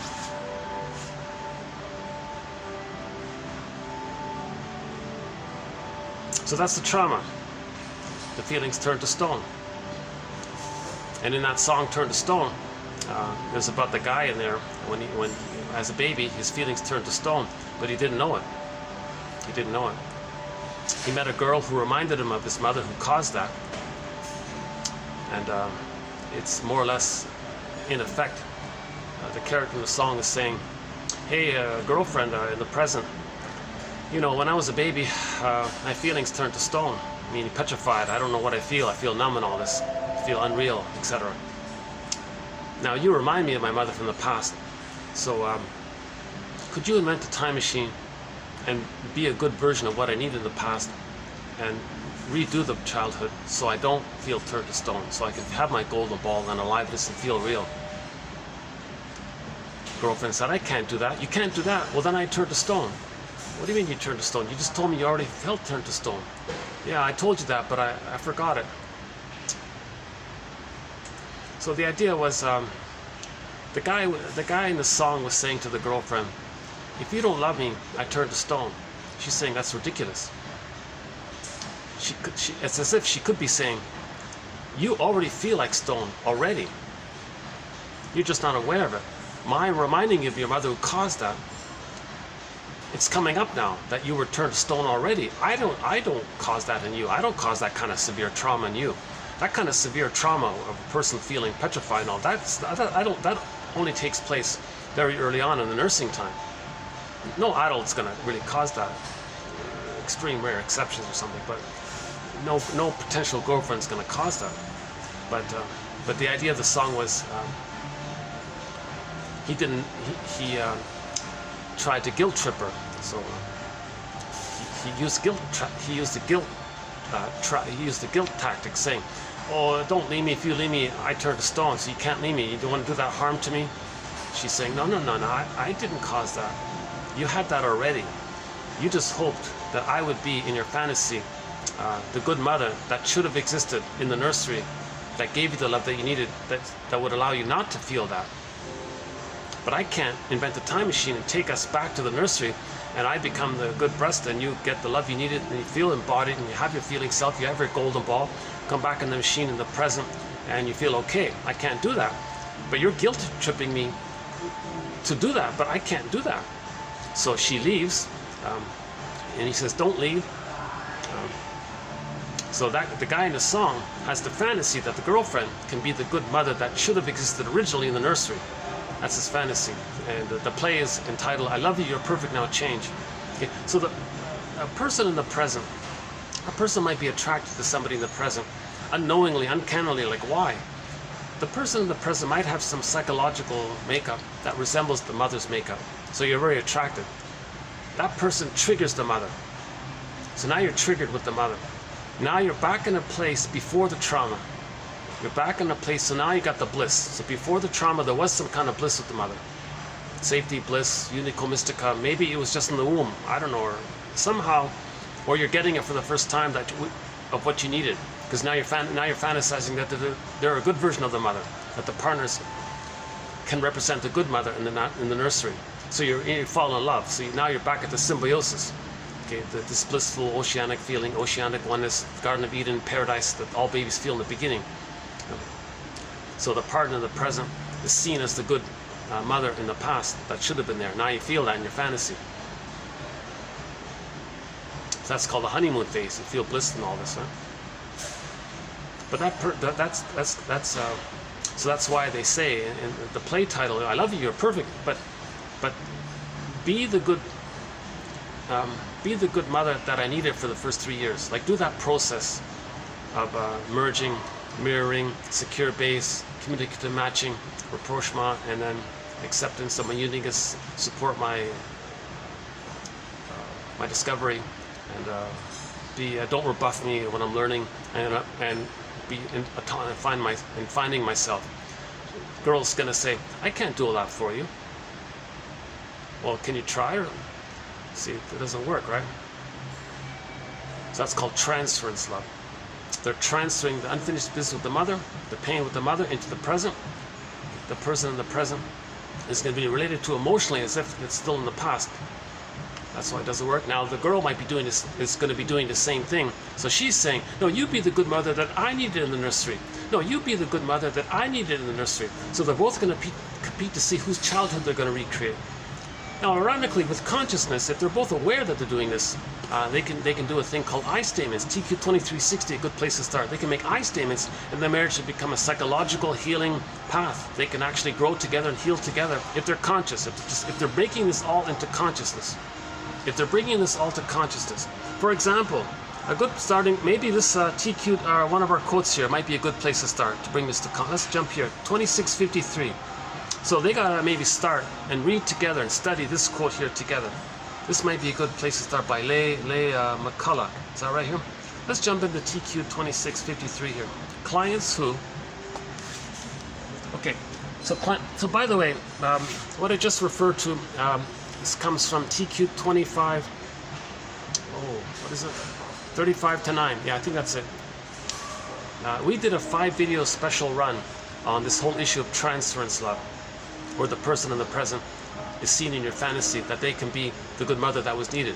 So hence you're excited because you're back at the bliss, you're going to get your development needs met, so you're very excited about that. That's falling in love phase. Called transference love, infantile love, very passionate love, very love trance, spellbound, you know, all these kind of romantic songs that talk about this amazing thing. You're the one, I need you, and all these kinds of songs, right? So we did a 25, 35 to 9, I think that's it. A special 5-video run on this topic. 130 quotes just on this topic. Some of the best materials right there. Our thread called transference love. Meaning there's a difference between the I'm okay mutual love, where marriage becomes like a fine wine, that one, where they develop and they're creative and they enjoy the present. It's fine wine, it's enricher. But this transference love, without consciousness, it becomes like sour milk, burn out, rust out, these things, or maybe devitalized at best. So we talked about that. So maybe this might be maybe a couple, two traumatized people looking for love. Maybe they can start together and study this quote here. TQ 2653. Okay, so let's raise some consciousness here. So what we're trying to do is raise consciousness here. Okay, clients who repeatedly choose unhealthy relationships or dysfunctional relationships, the wrong partner, etc. Okay, so this is due to the repetition compulsion. Now, here's the added quote here. She calls repetition compulsion an addictive attachment. So here's an added element here, that repetition compulsion has sort of an addictive quality to it in terms of attachment. So the idea of something being addictive, quote, it's when we continue to do something despite the negative consequences. Okay. So just briefly, let's enter the song, Katie Lee's song. It must be something psychological. It's really quite explainable. I like you because you're unattainable. So we have on our soundtrack, Katie Lee's song, It Must Be Something Psychological. So she only chooses, she's only attracted to emotionally unavailable, unattainable men because the mother was like that. Okay. You see, she's not, a healthy person doesn't trigger the dysfunctional mother. It's not going to work. They're only going to be attracted to a dysfunctional person whose dysfunction resembles the dysfunction of the mother or the trauma of the mother. Then you're back at that timeless place. So now it's like a second chance. Hence the great enthusiasm. Finally, after all these years, they're going to finally get their love needs met. Huge disappointment. And then you repeat it again and again. And she says here that repetition compulsion seems to have some kind of an addictive quality to it. This is the added element here. So addiction means you do something over and over again and you know it's negative, but you keep doing it anyways. Okay, let's continue here. To understand why an emotionally abusive or a neglectful partner would be so compelling or so interesting, or you're so excited to. I love you because you're unattainable. It's really quite explainable. It is necessary to understand the nature of reinforcement. Okay, what's this? Reinforcement. If a person is lonely and constantly deprived of human connection, even a little bit of love will take away the grinding pain for a moment. And that little bit of attention will then be much more rewarding than it would be for someone who has been well loved. The power of addictive attachment is due to intermittent reinforcement. Intermittent reinforcement, the most powerful form of reinforcement and the most difficult to change. In behavior modification research, if the number of bar presses needed to obtain food varies, a hungry pigeon okay, we'll do the pigeon joke later here. Okay, if the number of bar presses needed to obtain a food pellet varies, our hungry pigeon here will then peck furiously and continuously, hundreds, thousands of times if necessary, to get that one single food pellet. Likewise, we all have known people who will work feverishly to try to get a little crumb of attention, love, or acceptance from withholding or emotionally abusive others. One person said, quote, "Oh, how I longed for her to love me.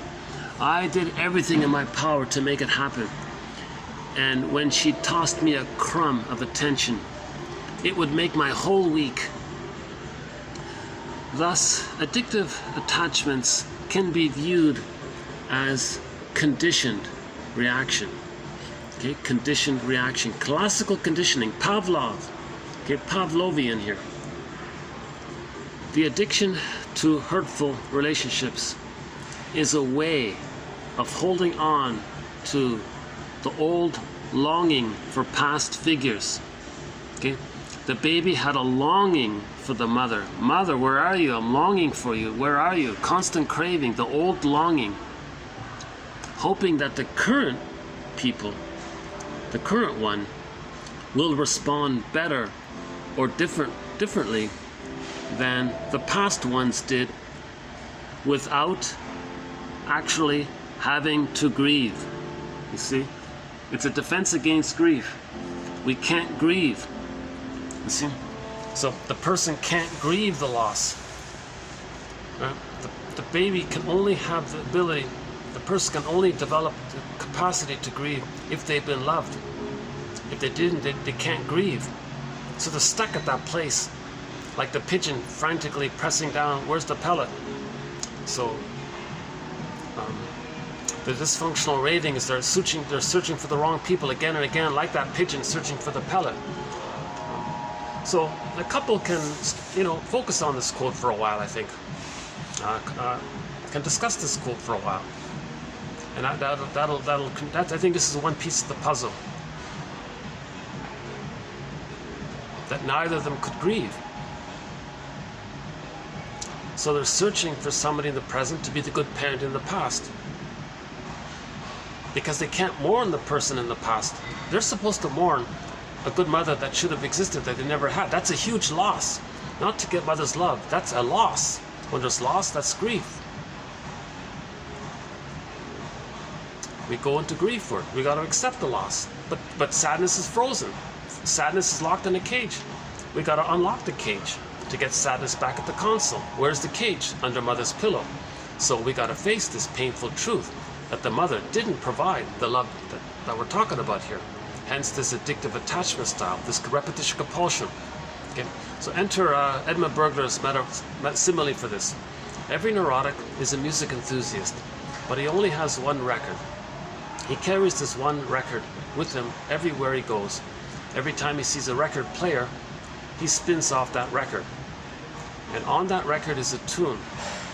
That one tune that I mentioned at the beginning of this video. No mother, not the shame, not the rejection, the love. No, not the abandonment, the presence. No, not the shaming, the acceptance. No, not love, not shame. He's spinning it around. So imagine this pressed on a record. This tune, this song called Love Mother, no, not shame, love Mother, and repeated again and because he's in a state of timelessness. He wants the proper outcome, the needed outcome, hoping that the love outcome can set in instead of the pain outcome.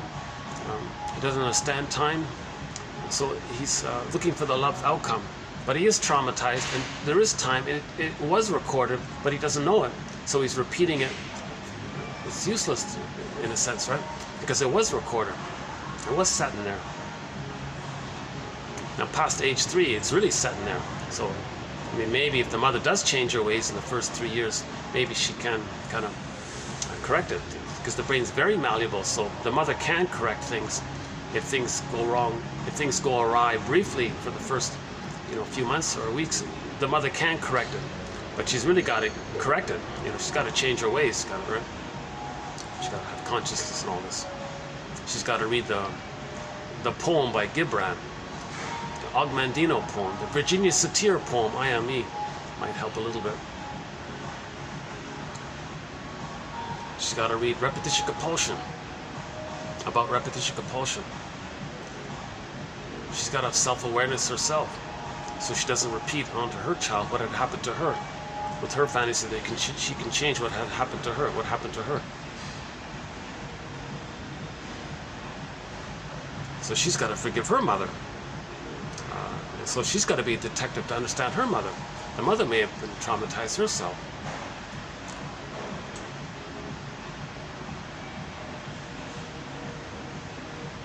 So repetition compulsion means we couldn't grieve. We're still searching for the love needed, to have the love experience needed, to get to a place of differentiation. Then we can grieve. But nobody in the present can offer that which was needed in the nursery. So it doesn't work. So we're repeating it. And now we're into this kind of addictive thing. And he says here, this addictive attachment or repetition compulsion to the dysfunctional relationships is a way of holding on to the old longing for past figures. They can't leave the mother. A baby can only leave the mother if he or she is loved by her. He can't leave her, or it's hard to leave her without her love. The baby can only know himself if he's loved by her. If he's not loved by her, he's always searching for her for that love. And others play a stand-in for that past.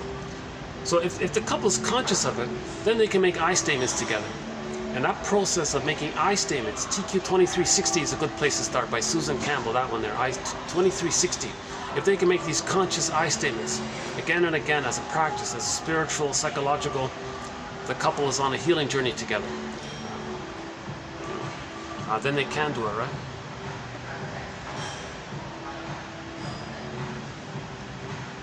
They gotta have mechanisms to soothe themselves, and create a ritual, and call them directions, and create a sacred space, and do a little smudge, have like some kind of ritual, because the ritual space can calm them down for this, and they have like a little process, and they do I statements together, So we can learn from the indigenous people, because the indigenous people had a tradition of sitting in a circle, the talking stick, and creating that safe space. The safe space serves as like a holding container to soothe the two. If they don't create some kind of ritual together, they're going to be overwhelmed and nothing calms them down, kind of thing. So the ritual container, the ritual practice. Of course, if they can afford it, going to the couples counselor every week, that can serve that. Following the brochure, following something.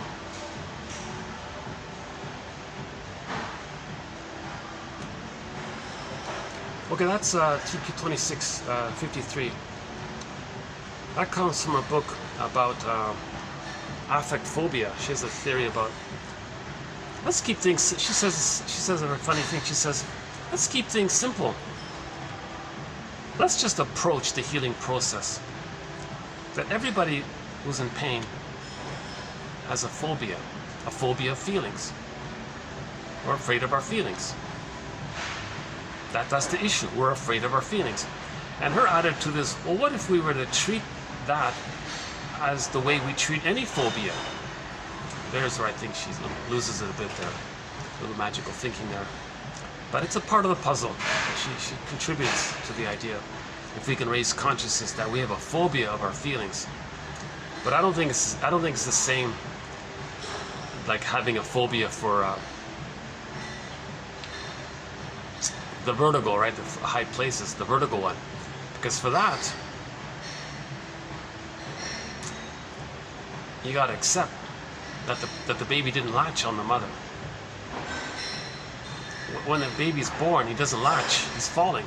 And the cord is removed, he's falling, right? Phantom placenta, where's his placenta? The grounding to his mother, didn't latch yet, he's falling. So you need to talk about that kind of thing. And dreams will come up in that area, nightmares will come up with that. And when you talk about your dreams, maybe that helps the process of it. Maybe she's partly right. Maybe there's like a both and thing, you know. If we combine the idea of how do we treat phobias with psychoanalytic concepts and all, put it together, maybe she's right, maybe not, maybe I misunderstood her. Yeah, maybe she's doing both. I haven't read her book yet. I just opened the book, just skimmed. Oh, there's a good quote. Let's take that one. Huh? This one here, 2653. So we'll continue with Leigh McCullough and company in the next video here. How are we doing here? One. The rest of the quotes here come from a guy named Lee Grossman, 2652, from his book called something about the misuse of therapy. So his book's okay. He's got a few. He writes. I found him a little mixed. I think parts. There are parts in the book where he's very clear, and other parts. What? Is he confused or something? I was confused with parts of this book, but other parts were clear enough. So why don't we? Before we read Mr. Grossman's quotes here, actually we read the first three already. Before we finish with his quotes here, I want to tie up Edmund Burger's theory about the record. Okay, so the record is, so neurosis is the petrification of the inner conflict that's repressed. The inner conflict, afraid of his feelings, wants to feel, but is afraid, inner conflict. Wishing to fear, it's repressed. Now, every neurotic, a person's going to be neurotic because they're going to sabotage the present to be loyal to the past mother trauma because they couldn't leave the mother. So dysfunction means being loyal to the mother. Now, part of this dysfunction is that all babies think that it's their job. Psychotic guilt, one person called it. Lawrence Hedges calls it psychotic guilt. The baby thinks it's their job to save the mother. Oh, there's that whistling sound. You know, this, I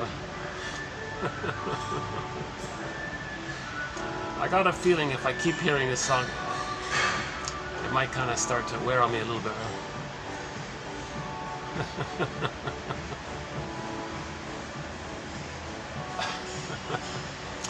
It does sound similar to that John Mayer song, right? It seems similar to it, right?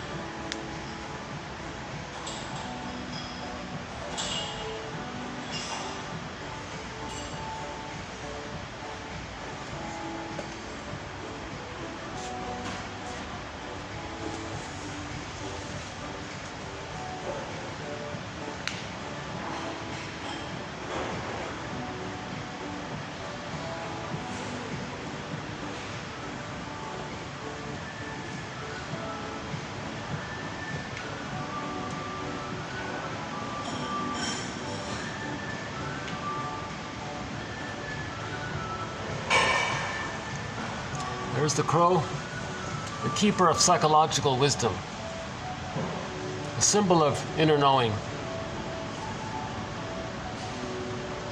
I don't know if you're seeing it there. There's two crows up there. I don't know if you're getting it, but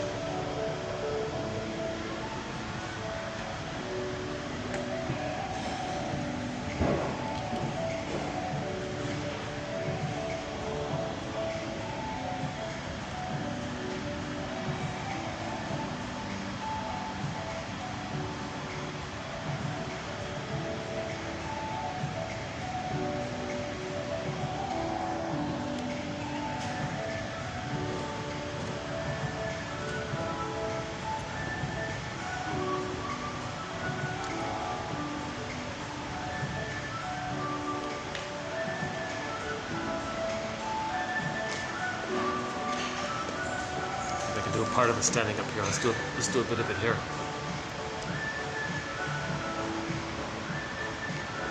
Actually, this is a nice little spot right here. I got a nice little, sort of a nice little view here.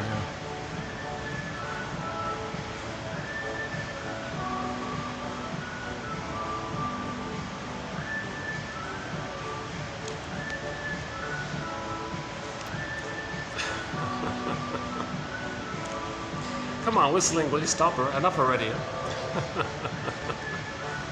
Yeah, I do find it a bit distracting after a while. Oh, okay, good. Oh, there's the little red Christmas tree here. Let's see. I can sort of see it in the reflection there. Where is it? Oh, there it is. That's a cute little one there, right?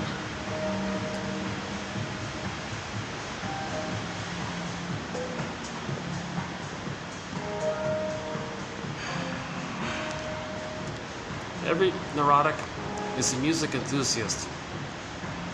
He loves music. The problem is he's stuck with only one song, one tune, pressed on that record.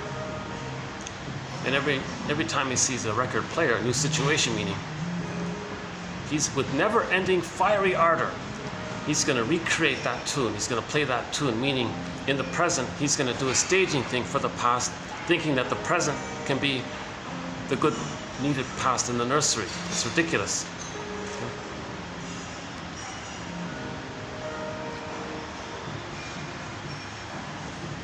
So the repetition compulsion can take two main forms.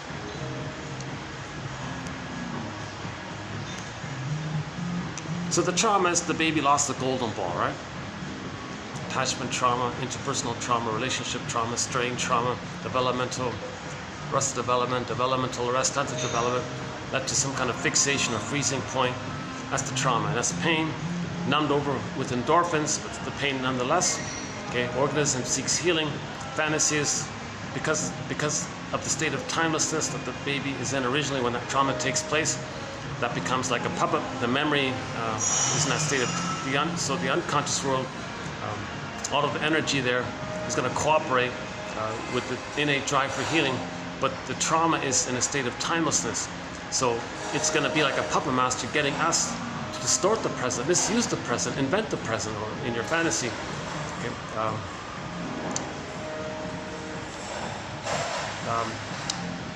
Through a kind of lens of the trauma. So the child creates like a script, like a Kant, the philosopher Kant describes a temporal spatial spectacles, like a kind of like a spectacles. They're going to see the present through those spectacles. So to do so, they're going to distort the reality of the present and only see what the spectacles allow them to see. So that's similar to superimposing the template, the working model, the imprint, the stencil, the schema, the script, the CCRT, core conflictual relationship theme, the RRP, role reciprocal procedures, some kind of working model, some kind of endopsychic structure, some kind of mapping of some kind. And they're going to kind of like superimpose it into the present. And they're going to role-induce people to fit characters from the fantasy. So people in the present are playing a role to represent their fantasy characters. Now, when they see people in terms of the past and interact with them with that belief, that kind of puts a pull on people. They feel like a kind of a pressure,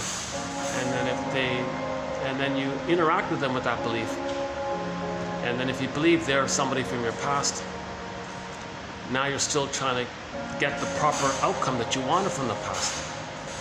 It doesn't work. No time machines. No person in the present can say, gee, this person's putting a real expectation on me. Yikes. For example, the issue of games people play, duplicity, gaslighting. Gaslighting is an intermediary thing. To not see the person for what they are, or feel, or accept. And then you want to induce in them to feel what you're feeling.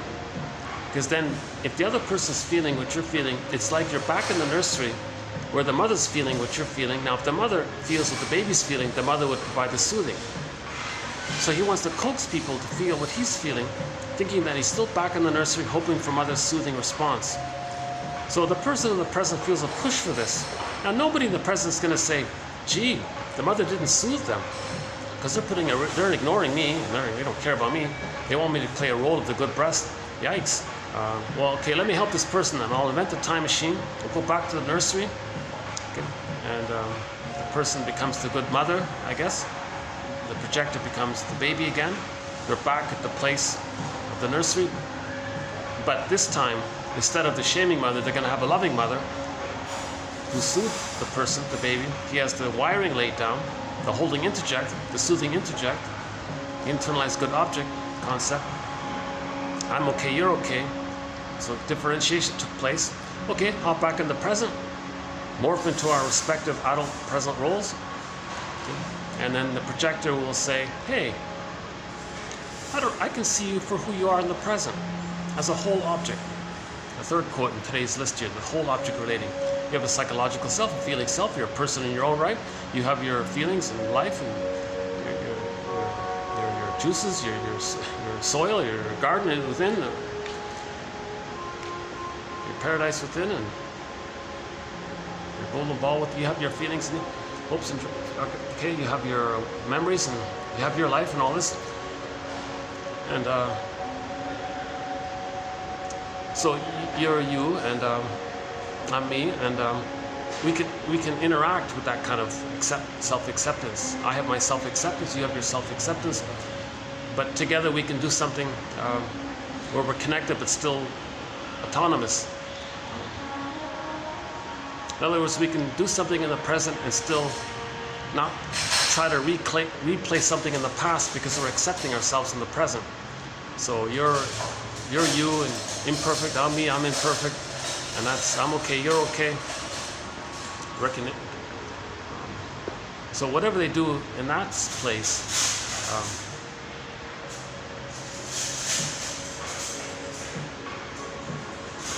it'll be fun, because it's not putting a pressure onto somebody to be the good mother in the past. So it'll be more creative and fun, spontaneous and generative, because both are relaxed and easygoing about it.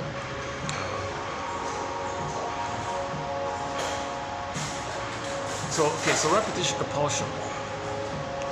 Self-help author Amy Baer says, we repeat because of the pain we're feeling.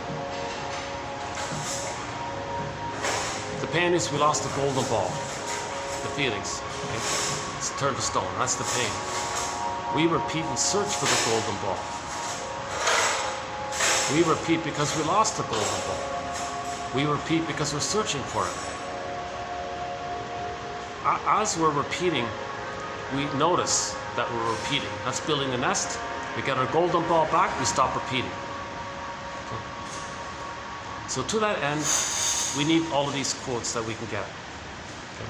So the psychoanalytic tradition now includes the works of Goethe and Plato and Confucius, Lao Tzu, and so this is all generally the know thyself effort to heal ourselves. Right?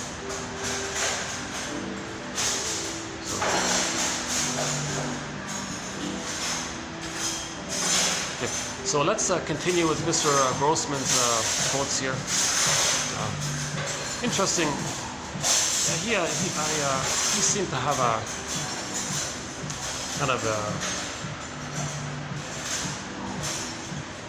fortunate, a blessed life, I guess. He was surrounded with.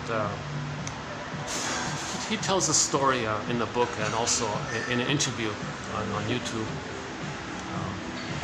Is it on YouTube? Yeah. On the internet, there's an interview. That, he comes from a family of shrinks and psychologists and all this.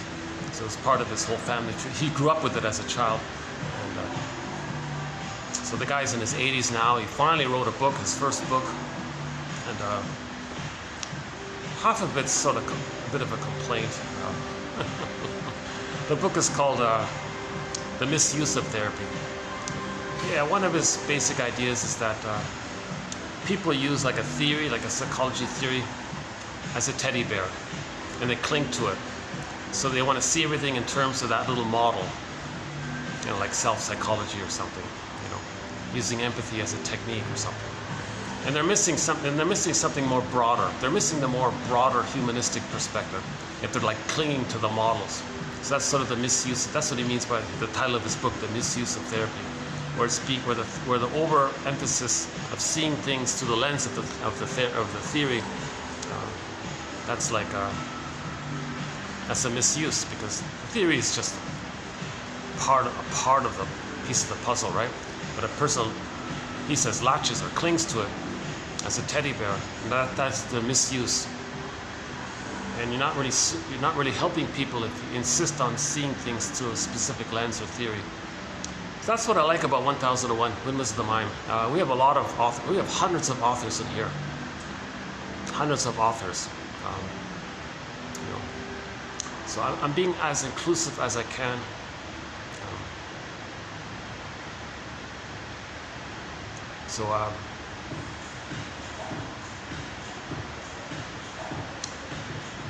Let's do his quotes there. But he spent his life immersed in this psychoanalysis, and he admits he was confused. He doesn't have any he himself doesn't have any perfect answers.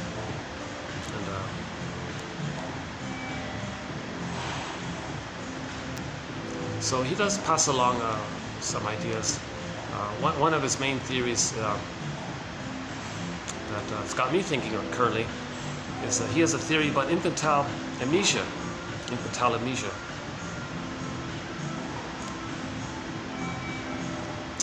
Not one of our threads, yeah. So maybe in the future it can be a thread, I'm not sure. That's a tough one, this whole issue of memory and all this. So infantile amnesia, his theory is that, remember babies think they're little gods, they create everything, magical thinking, omnipotence of thought. They think and they create it. Like if the little child has a little wish or something, and it actually happens, they may think they create it. They can't tell the difference between their fantasies and the outer reality of things happening. So they may think that was one of the messages of Spellbound, the film, Alfred Hitchcock film Spellbound. So there was a little reference to this, where if a person has this wish and it actually happens, they think they caused it, and it leads to unconscious guilt. So his theory is that if the child is not being loved enough, he'll have these enraged thoughts. But these enraged thoughts he may scare himself because it may actually happen. So if he has those thoughts and it actually happens, he feels overwhelmed. He's going to forget it. He does it again and again.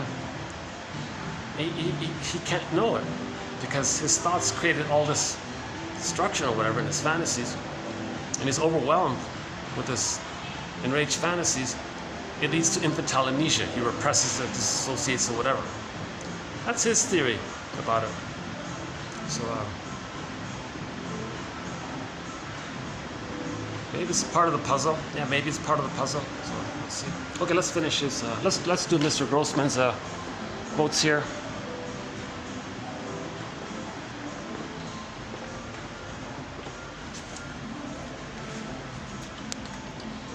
Okay, so here it is here. The baby doesn't have the ability to differentiate between thought and action. That is, between psychic and external reality. This blurred distinction is the basis for the so-called omnipotence of thought. What is repressed is not only the wish, but also the mode of thinking involved at that time, including the belief in the magic of thoughts, during which the distinction between thinking and acting is not yet consolidated. It is thus that the neurotic subject is convinced that his wishes are so powerful as to be literally unthinkable. Neurotic symptomatology is based on the repression of a wish that is deemed dangerous to be wished. So that's sort of, I think that's sort of the summary statements here. So neurotic symptomatology is based, including infantile amnesia, is based on the repression of a wish that is deemed dangerous to be wished.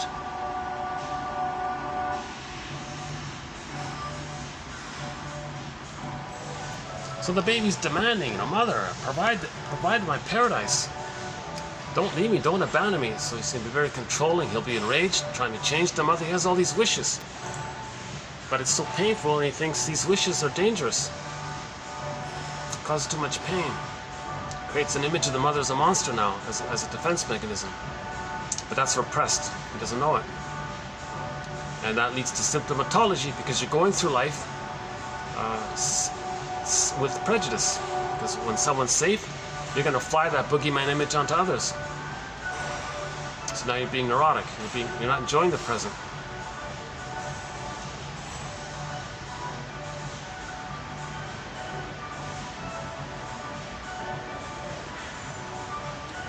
Again, the baby doesn't have the ability to differentiate between thought and action.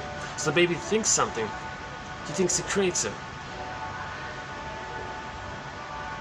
So everything that's going on around for the baby, he somehow thinks he makes it. He's a little god, he creates it. That's the theory, right? He feels very responsible. In other words, he feels very responsible. This idea that the baby feels so responsible is because he's desperate to have the good attachment, so he feels it's his job to do it. He's got to create the mother. He's got to have a good mother, so he feels responsible for that. He's got to have that. If the mother's misattuned, malattuned, then he caused it. That caused too much pain. Okay, that false belief that's stuck and it's repressed. That energy of that can become the so-called self-saboteur idea, where in the present, if they do something healthy, they're reminded of that area. It can lead to an NTR, negative therapeutic reaction, if that hasn't been aired out, because he always feels guilty somehow.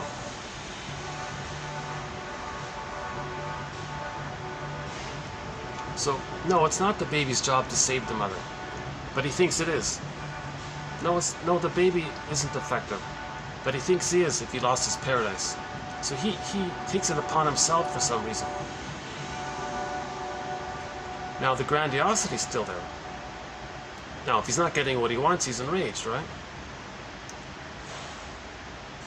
But if he has these fantasies, it's too overwhelming at some point. Neurotic symptomatology is based on the repression of a wish that is deemed dangerous to be wished. So later in life, if they're playing all these violent games, video games or something, that can be like a sign of trauma. That they're demanding the mother, come on, I'm enraged that you're not meeting my needs. Oh, the mother's a monster who's hurting me. Now I'm enraged even more, kind of thing. Now he's enraged at himself. He's enraged at his own rage, projected. So this is all this frightening fantasies going on, taking place when the mother's misattuned, malattuned. So the role of the mother for the first 4 to 5 months is to be safe for the baby. Don't betray the baby. Mothers shouldn't betray the basic trust, the basic sacred essence of mothering is to be there for the baby. Jesus.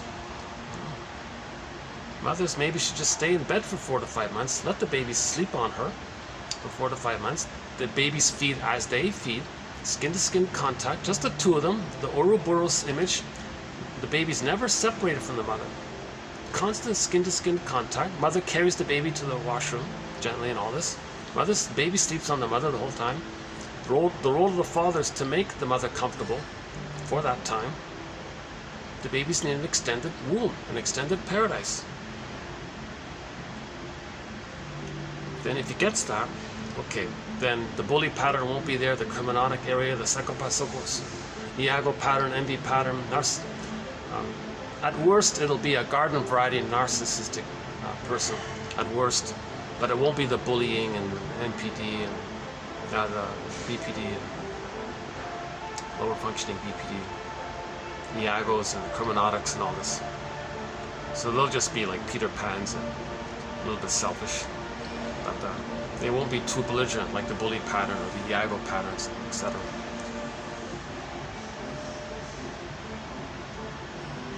So it would be great if mothers can provide that basic safety for their babies for the first 4 to 5 months. If the baby's betrayed during the first 4 to 5 months, then all of the baby's thoughts and fantasies of rage and all this,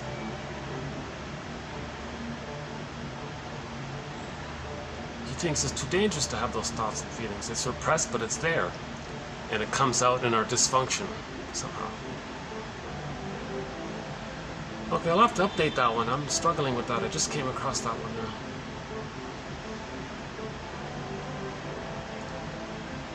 So, in conclusion, he's saying that this original magical thinking, omnipotence thought, okay, is linked in with the baby's wishes. So if those wishes are repressed, that mode of thinking is repressed with those wishes.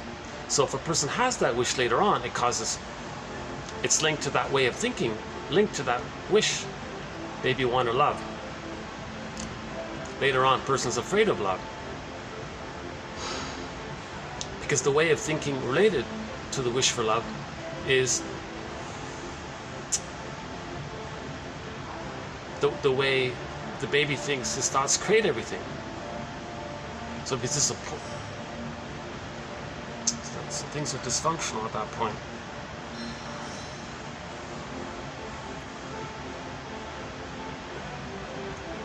Yeah, I have a question. I feel like I didn't present this part. I'm confused myself at this point around this topic.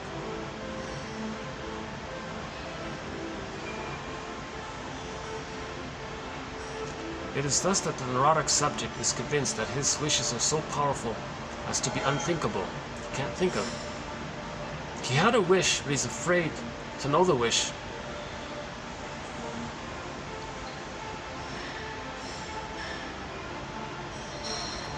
If the person still thinks that his thoughts and the outer reality are too blurred like that.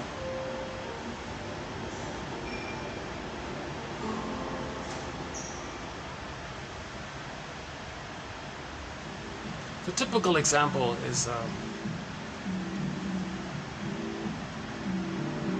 in the movie Spellbound. It was about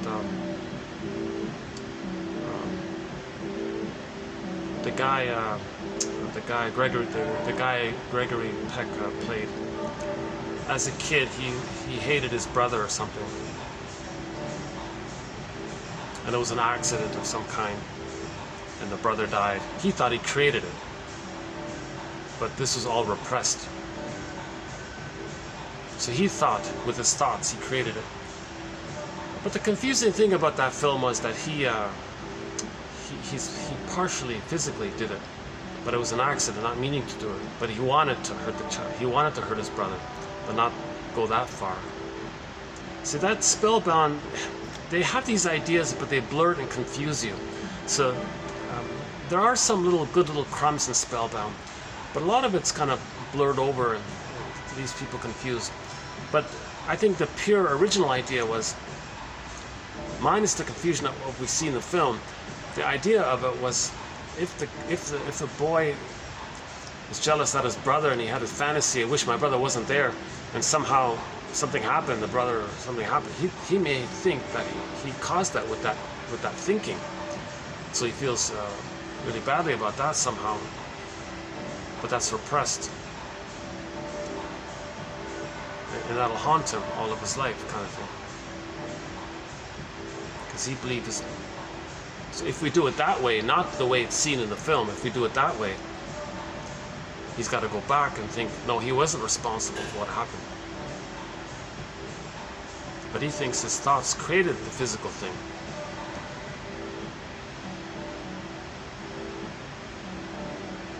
Now, again, with that other guy, the guy who did do the thing, if you ignore the confusion of the movie, but the behind point was, minus what they show you in the film, the behind point was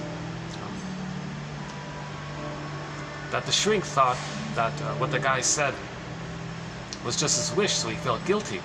The guy was saying, I feel so guilty. Well, because the shrink was referring to, well, in general, you have these wishes, you feel guilty from that, you didn't do it. So she's referring to this idea that your wishes create the reality. He thought you really did something. In other words, a lot of people feel guilty for something, but they didn't. It's not true. They didn't do it. Now the confusing thing about the movie was the guy really did do it. So they kind of blurted it in like that to confuse people. So they do a lot of that.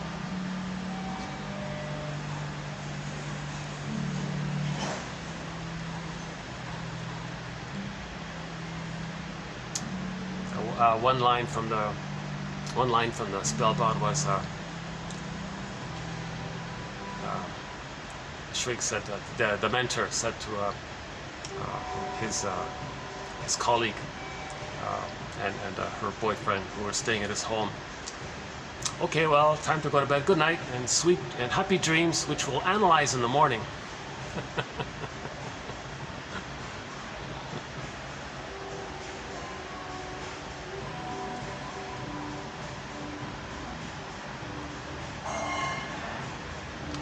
Okay, next one here. I do not believe that recognition occurs without reliving.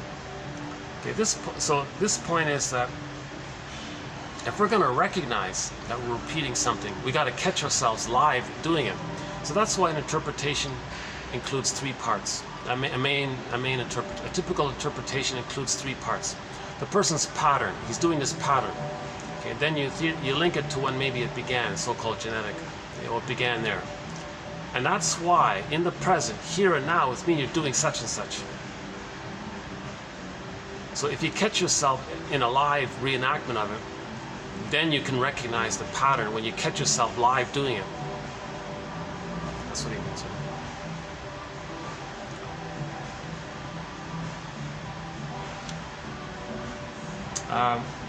His comparison about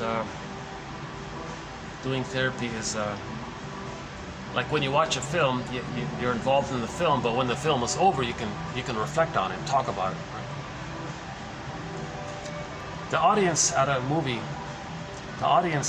experiences two complementary capacities. The audience at a movie exercises two capacities. The ability to give oneself up to the action on the screen, to accept its premises, to let it be the whole world. So you're immersed in the story, and you just so we have that capacity to kind of lose ourselves in the story, right? Basically. And the ability to extricate oneself from the action on the screen. Okay, so the movie's over, you re-enter the mundane world and think about the film from a perspective outside of it. In the context of movie going, the first of these skills is sometimes called suspension of disbelief. Suspension of disbelief. Suspension of disbelief. Suspension. That might be a typo. It's either suspension of belief or disbelief. Suspension of disbelief. Oh, suspension of disbelief. Okay.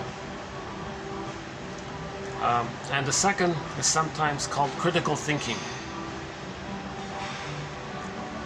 So you're watching the movie, okay, you let yourself pretend and all this. When the movie's over, okay, now you can analyze and critical thinking. A client and analyst, now compare that to a therapy process, transfer that to the therapy process. A client in therapy is called upon to use the same two capacities. Okay? The first is sometimes called adaptive regression, or regression in the service of ego. Right? So like now you're in the film. The second is called self-observing capacity, or psychological mindedness, or just self-reflection.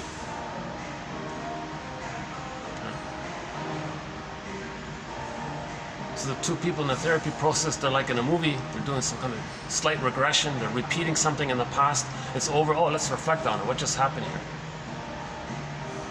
That's this example here. The last time there was a consensus about what constitutes analysis and what differentiates it from other therapies was probably around 1900, when Freud was the only analyst. I found that a little bit humorous when I first read that, right? He talks a lot about the divergence, and people have different opinions. And part of the confusion is that people are latching onto their theories and forming little cliques, you know, and so there are too many disagreements because people are misusing therapy ideas as a teddy bear. This is my teddy bear. This theory's self-psychology is my teddy bear. Or another one says traditional Freudian is my teddy, or the Jungian is my teddy bear. And everyone's in these box little groups like that. Well, that's a misuse of it. It's all, use it all. Use all the ideas. Use all the ideas and build a nest. Yeah, discard some, of course. And everyone's got it's unique for everyone. That's the thing.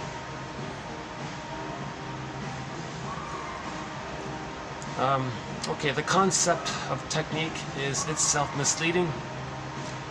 The word itself implies transferability from one analyst to another, the way a surgeon can teach any intern how to do a mattress sutra, whatever that is. Pohl in 2002 described technique as attitude actualized. So your attitude of empathy and healing, the actualization of that positive attitude, that actualization, there's your technique. So it's going to be maybe a little different for everyone. He thinks that the true technique comes from the byproduct of your positive attitude, rather than just cookie cutter, read a manual, do these steps, cookie cutter, cookie cutter. He thinks you're missing something. What you're missing is the proper attitude of empathy and the spirit of helping the person to be conscious, and your self-knowledge, and all of the healthy attitudes that a shrink should have. The realization and the fulfillment and the aliveness of that attitude, your technique comes out of that, springs from that, rather than having no heart about it, but thinking you can follow some formula. So that's his, so he ends up with a more like humanistic kind of approach. Now sometimes shrinks say this because they don't know what they're doing. I noticed that, right? I don't know if that's the case for him or not, but sometimes when shrinks don't understand object relations theory or psychoanalysis, they're confused with, how to give an interpretation, or transference interpretation, clarification, so-called confrontation, mirroring interpretation of narcissistic vulnerability, and other types of interpretations that they feel like they don't know how to do it because it's too, they haven't received, case by case. Follow your heart.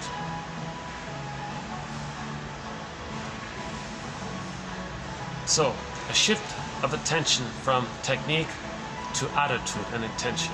He's saying there should be more of a shift in terms of the heartful attitude coming from the heart. The Carl Rogers kind of attitude, Virginia Satir, these kinds of. Karen Horney, be more like Karen Horney, in other words. But Masterson had a good heart, so you need both. You need the heart and the technique, right? The yin and the yang. See, I have a hunch this guy maybe didn't have the yang. I have a hunch this guy might not have been a very good therapist, honestly speaking.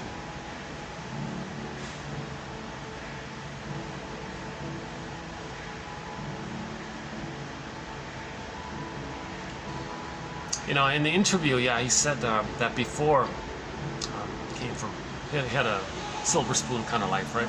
Rich family. And then when he was young, he played around and all this, goofed off. But then he had to settle down, do something serious. But he said that before he decided to do something serious, he wanted to like plays, like see if he can do like be a not like a playwright or something. Put that aside, right? Spent 50 years as in the psychology world. And when he retired, the first thing he did was he went back to writing those plays. He picked up where he left off. And the interviewer said, "Hey, there's something about, what do you think about that?" I don't know. I don't know. He just blanked out. I don't know.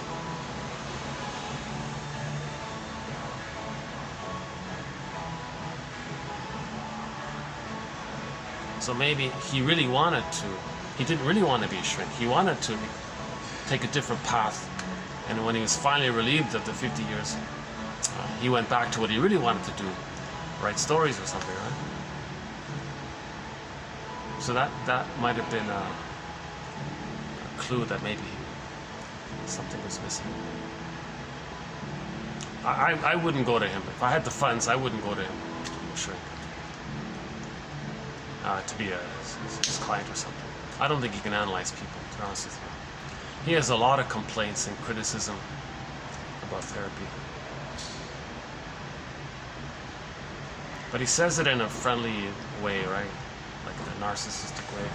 Smell the analytic roses, for example, this one here. Smell the analytic roses. So he says we should smell the analytic roses. Similar to how a reader engrossed in a novel may be more interested in the development and the characters of the story than the final answer.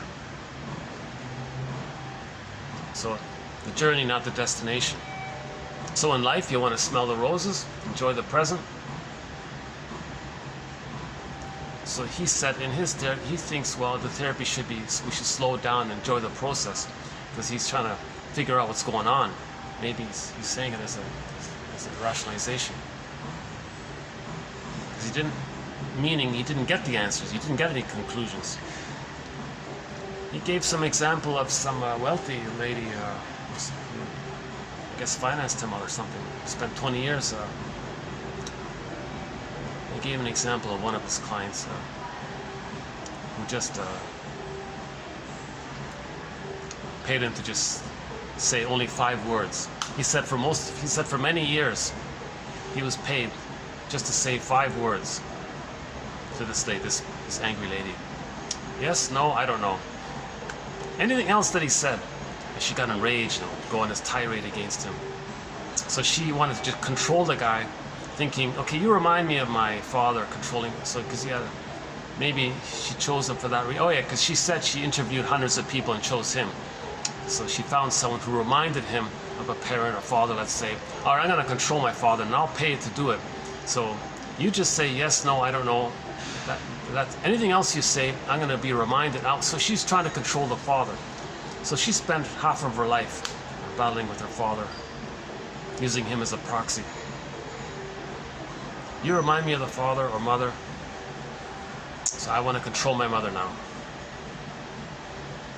So he didn't interpret it. He didn't interpret that.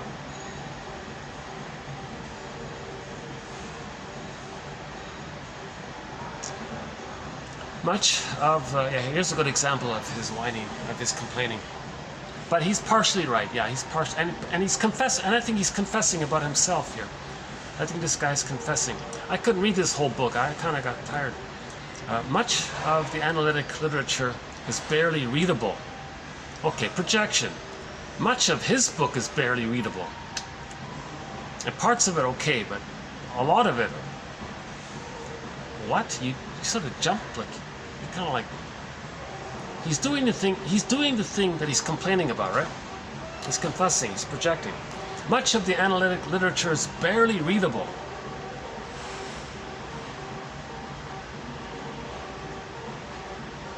A lot, I agree with that. A lot of it's difficult. He's right about that, partially. And not because the ideas are difficult. It's not about the ideas.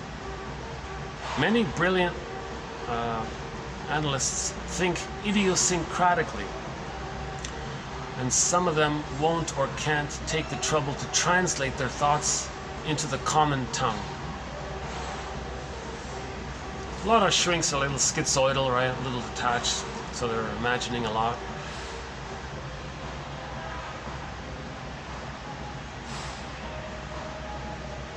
So that's true to a degree. Other analysts not so gifted, use analytic jargon to paper over the cracks in their thinking. Okay, see, that's a confession, because I thought this is what this guy was doing. He would think something, and there's like a crack there, like, yeah, and he would use some jargon. Okay. So he like papered over the crack in his thinking. We're supposed to buy it. He's intelligent. So he's trying to sell you that he's knowledgeable, but you don't understand what he said.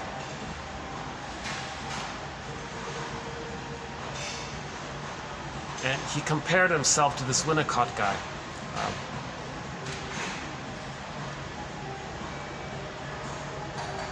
The Winnicott guy,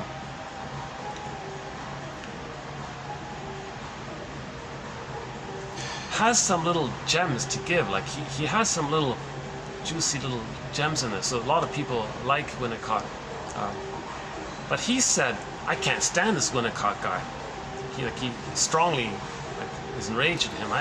I never understand what he means. I don't know what he's talking about. And his example was, if you ask somebody, what did he mean? Most people can't tell you what he meant. But Winnicott was trying to be like a little cutesy and be a little poetic. He was a bit of a show-off. He's being narcissistic in his cutesy little wordplay a little bit. Sometimes you think, oh, that's quite brilliant. Sometimes new, a novel or something. But it only lasts for like a fraction of like it's only in a phrase or something. It doesn't link up with the next phrase. But he has like little things in there. So, but overall, Winnicott does give you some real valuable things. And in a way, I think this guy's trying to imitate him. But he couldn't. The only original idea I got from him was the one about this one here about the underappreciated influence of unconscious omnipotence of thought. That if we have this fantasy, that these fantasies cause the reality, we're so afraid of that, we may be dysfunctional because of that, or have infantile amnesia because of that. That's the only sort of possibly original thought I have here. Is that it? I was glad when I gave up reading his book. I felt relieved when I finally gave up on it. Is that it? Interpretation is also an interaction. Interpretation is also an interaction. This implies that other non-interpretive influences are brought to bear on the client whenever an interpretation is made. Okay, it's just a basic reminder here, right? How the interpretation is delivered. That howness is the added element that we got to keep in mind. It's the non-interpretive influences that we have to keep in mind. Interpretation is not just like a pure interpretation. It's the way it's said, the tone, the manner, the timing, the frustration of the therapist saying it, why he's saying it, when he's saying it. So those are other factors we've got to keep in mind. And those other factors may be the reason why the person rejects an interpretation, the way it was said. Okay, fair enough, that's kind of obvious, right?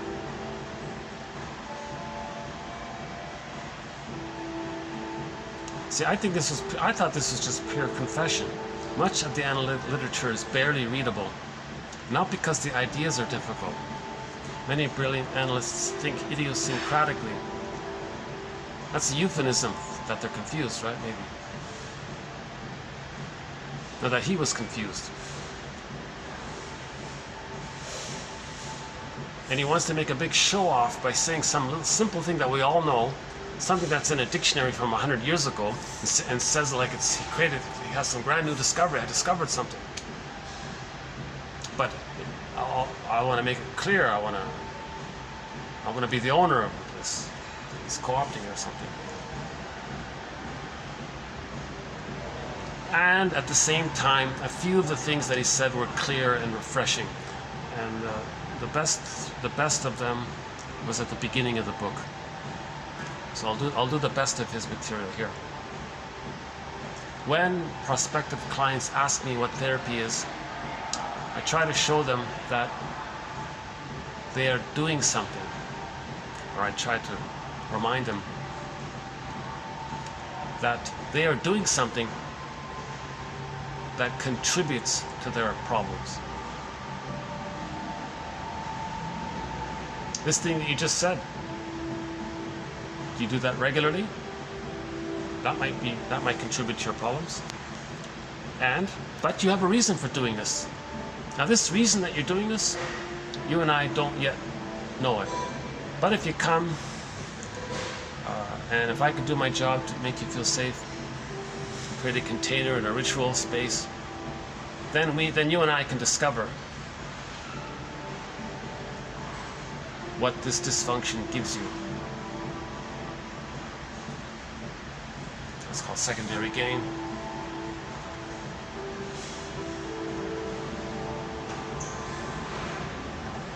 Okay, okay, this one here is okay. The capacity for full object relations, i.e. the appreciation of another as an independent self, develops gradually from an earlier state in which others exist only as a means to or obstacles to a subject-centered end.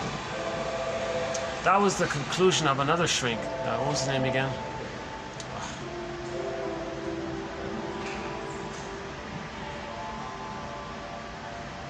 Oh, we just did it recently.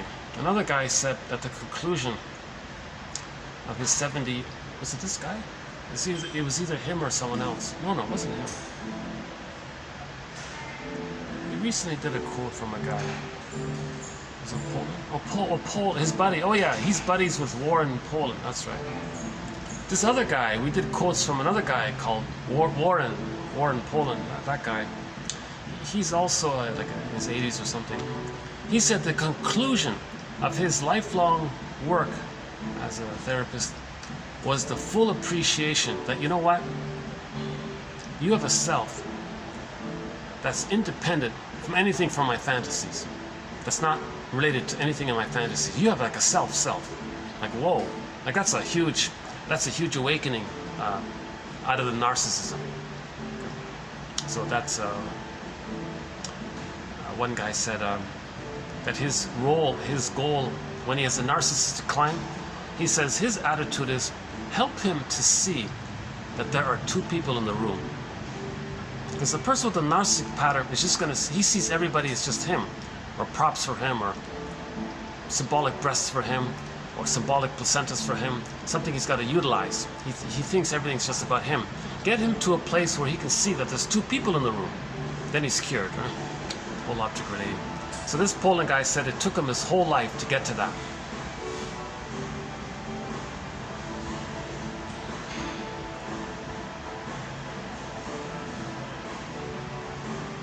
So I like the honesty at the end. So that part I like, that there's honesty at the end. That's healing. Because if parents can come clean, the children will be healed. The children can be healed. So one suggestion that's already been made on behalf of this project is that parents write letters to their adult children over 35, telling them about the first 3 years as best they can.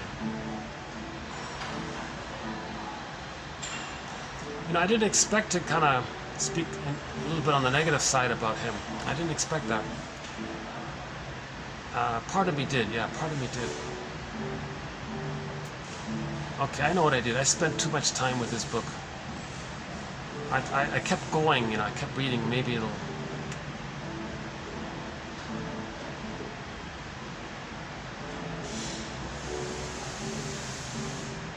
Oh yeah, he does another thing in his book. Lawrence Hedges says that when the baby is relating to the mother, and the mother thinks the baby is her from when she was in the nursery, the baby's thinking, wait a minute, mother, I'm not you from when you were in the nursery. I'm me. I'm not you from the nursery time. Because some mothers are gonna shame their own baby, meaning repeat what the mother did to them and see them onto the baby, acting like the mother. So they're gonna shame themselves, but themselves are seen as the baby. The baby's saying, wait a minute, are you psychotic? So the baby thinks the mother's psychotic. Sometimes a mother might have unfinished business with her mother. So she has the baby there. That's safety for the mother. So she'll relate to the baby and think that the baby hates her, rejects her. And the baby might be saying, wait a minute, mother here, hold on a sec. I'm not your mother. I'm not your mother. I'm not the grandmother. I'm me here. So Hedges says the child has an image of the mother as being psychotic. There's a hole, there's a huge hole there, like a gap there. Now that hole leads to a psychotic pocket in the psychic system. That psychotic pocket, when a person later on tries to heal, that psychotic pocket now becomes a self-saboteur, leading to NTR, negative therapeutic reaction. So that's what's got to be healed. The child, that emptiness of that. Now this guy here, Mr. Grossman, swaps the term. He doesn't use psychotic mother. He says it's perverse. He uses the word perverse. It's perverse thinking. So the mother has perverse thinking. Okay, so the child thinks. Now he doesn't call the mother the perverse, but applying this idea, I think, if I understand it correctly, to transfer it over to what Hedges is saying, it'd be that the baby thinks that the mother has some kind of perverse way of thinking. So he calls that perverse way of thinking the psychotic way of the mother's psychotic. So the baby has he's relating to a psychotic mother who doesn't see him, and he's totally invalidated. There's the emptiness, leads to a psychotic pocket. That's a memory. Later on, when he wants to know himself or be himself, that pocket's going to come up. It's going to get so overwhelming in pain. It's going to sabotage his health and development. So that's what's got to be faced. This idea that the person, that the baby wasn't seen. The baby wasn't seen by the mother. That the mother didn't see the baby as a little person. She didn't read Gibram's poem called On Children. She didn't read Virginia Satir's poem I Am Me. She didn't read Og Mandino's poem Nature's Greatest Miracle, the first part of it.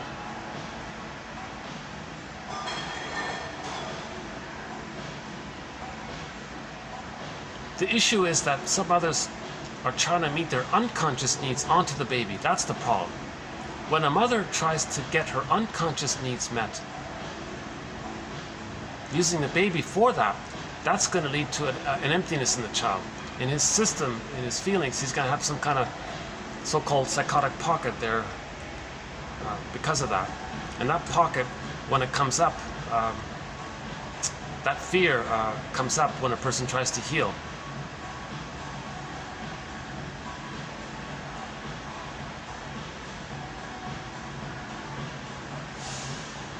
So, the greatest hurt of all, mother failed me. So, the healing journey is to forgive. Part of this is to forgive her. That helps to heal this pocket. So, to heal that pocket, to heal that emptiness, we got to see the mother not as psychotic, just as wounded. We got to see her as wounded. She didn't know it all. She couldn't do it all. Still some blessings. Bruce Springsteen. YouTube, Independence Day, Toronto. Listen to the intro he gives to that song.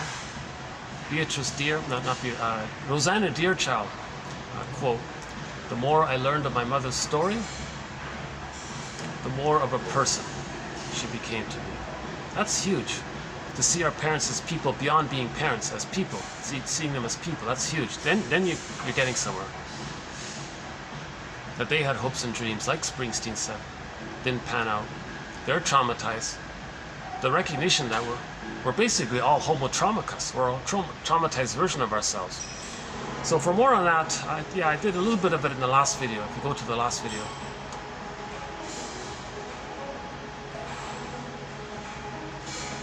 So, when Barry Grosskopf has a book called Forgive Your Parents, Heal Yourself. The sequel was called Hidden in Plain Sight, Understanding Our Puzzling Emotions. And his idea of his main thesis is we got to get our parents' story medicine for ourselves. We need to know their story, their psycho story, their psychobiography. So as we learn our story, we're learning their story. Reparation of the other, reparation, understanding, empathy for the other leads to reparation, understanding, forgiveness for the self. Understanding leads to forgiveness of the other. That leads to healing for the self. Forgive your parents, heal yourself. Understand your parents, heal yourself. Understand your parents, heal yourself. Saved by understanding. So when I played Rick Emmett's song, Saved by Love, I just twisted it. I just said, saved by understanding. Saved by understanding. Understand the parents. Understanding leads to forgiveness. Okay? Empathy's in that, is in there as well. Because you recognize what's going on. When you recognize what's going on, that's called empathy.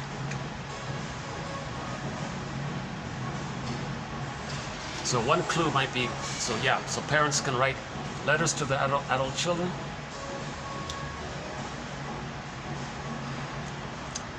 I might need to plug in my phone here. The battery's going to run out. Fast forward this video a minute. I need to.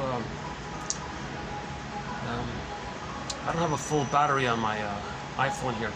Hold on a second. Can you fast forward this for 2 minutes? Let me dig up the cord so I can plug in the battery. Hold on a second.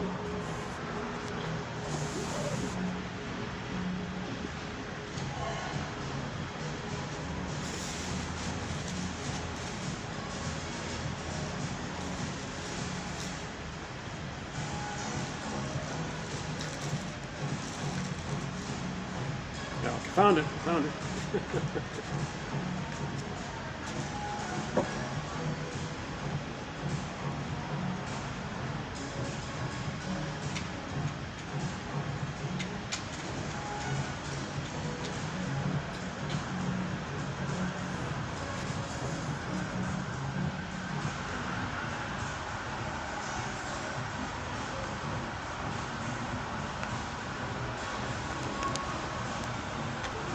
All right, we've got it plugged in. Okay, good.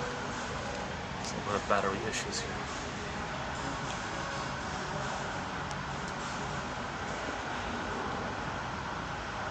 Does that work?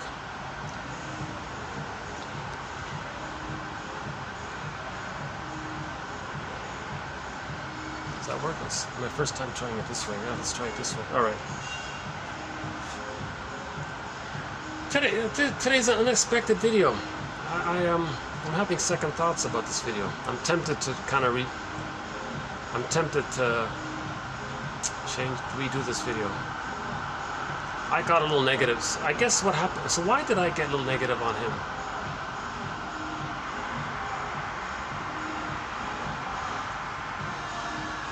I felt like he's a bit of a.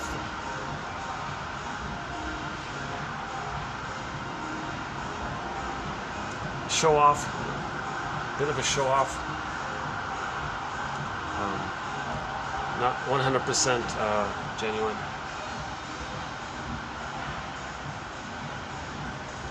He might have been like a good support. Okay, you know what I think? I think my impression is he was more of a supportive type of person, where someone you just want to feel a consistent, regular interaction with somebody. And you get along, and you do that, and you can afford that kind of thing. Maybe it's just offering that so-called supportive therapy. And if you wait long enough, maybe the person gets better on their own. So maybe he's just more of like a Carl Rogers kind of person.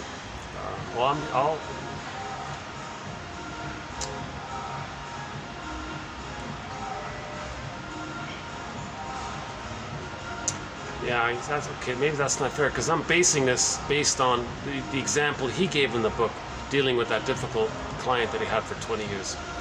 But we don't have example. Oh yeah. The truth is, I didn't read his other examples, right?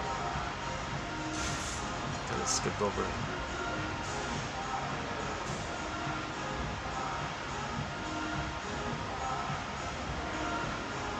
Okay, I could be wrong. Maybe he was a good shrink. I don't know.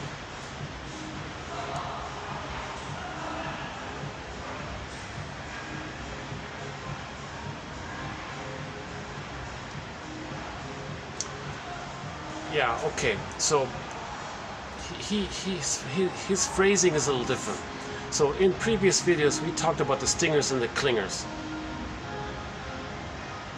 His phrasing is that the clingers are the neurotic thinking, the syntax of the neurotic. But the stingers, he would say, that's the syntax of the perverse, he would say. Or the perverse or psychotic, one of those two. That's all he was doing. So in our model, and what we've been doing here is that if the baby identifies with the aggressor and repeats onto others what was done to them, he says, oh, that's perverse thinking or psychotic thinking. But in the clinger and the codependent, they just coax others to reject them the way the mother rejected them. That's neurotic, to repeat directly what happened to them. But the more disturbed one, that the stinger personality patterns, he calls their thinking so-called perverse or something because or more disturbed.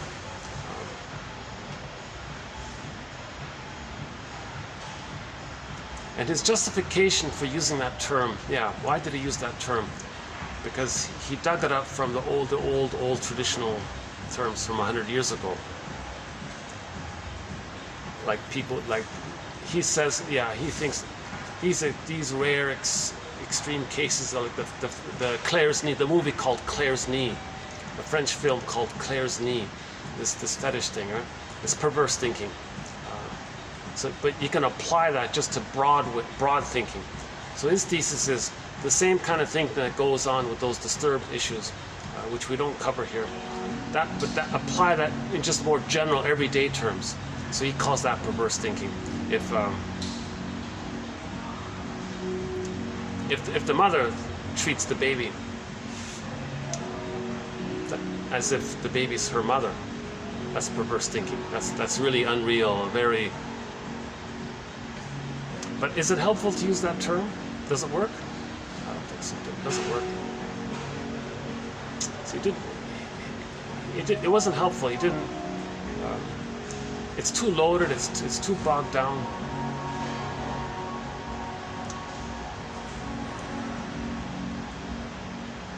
Well, that's what oh yeah, and he said, well, that's what I read. That's where I got it from Arlo, a guy named Arlo from long ago. So he's very heavily influenced by the old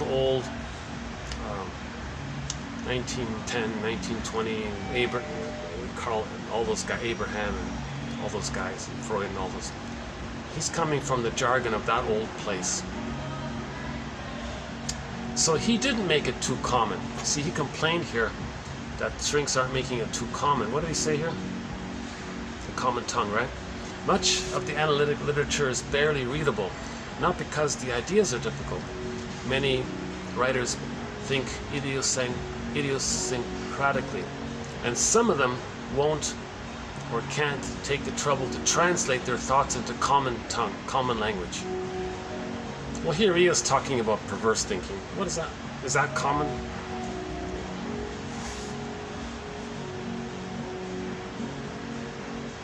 Other analysts, not so gifted, use jargon to paper over the cracks in their thinking.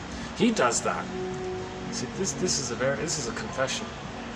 I mean no personal disrespect or anything. I'm just maybe a little.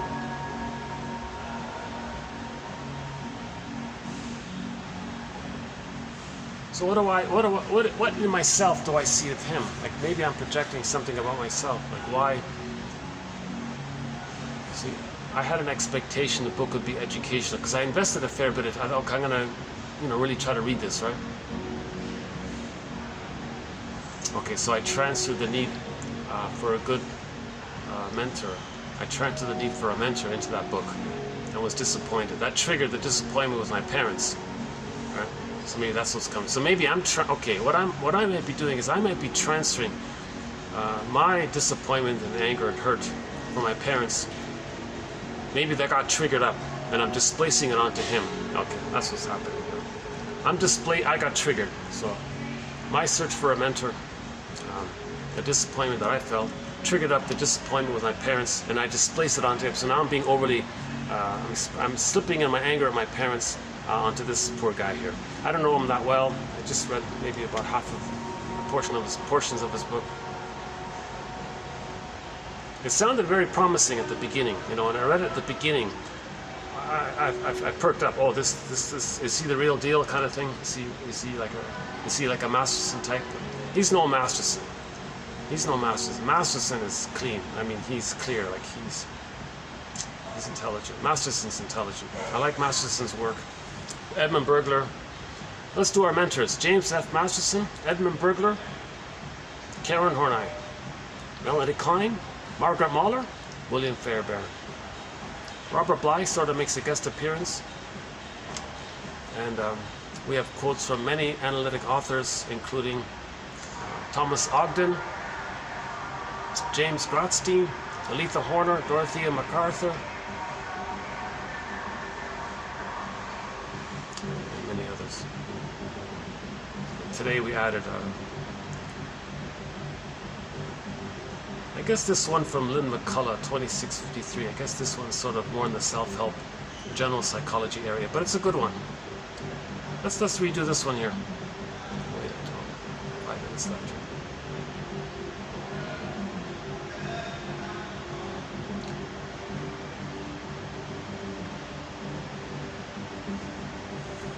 Smell the analytic roses. Let me pause for a minute here.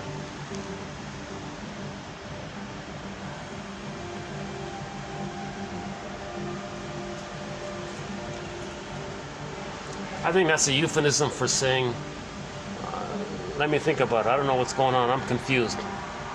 So to mask it over, he'll say something like, oh, smell the analytic roses.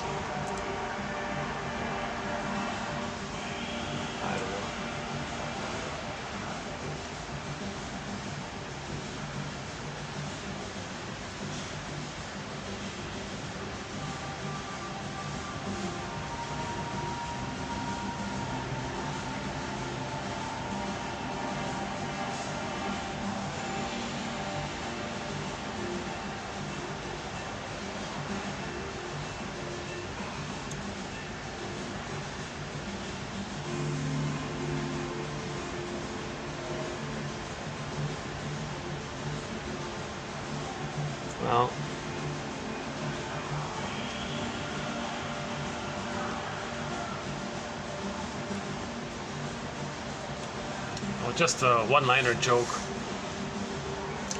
from the sitcom I Married Joan. She said, the character Joan, she said, they say, if you want news to travel fast, telegraph, telephone, or tell a woman. I saw that yesterday. If they say if you want news to travel fast, telegraph, telephone, tell a woman. Okay, tomorrow, we'll be doing affect phobia mainly tomorrow. And a couple of quotes from a guy named Franco Damasi about disassociation.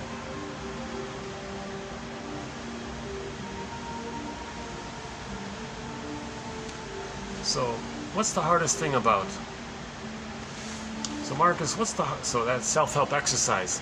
You say to yourself, what's the hardest thing about, and you fill in the blank. So Marcus, what's the hardest thing about today's quotes?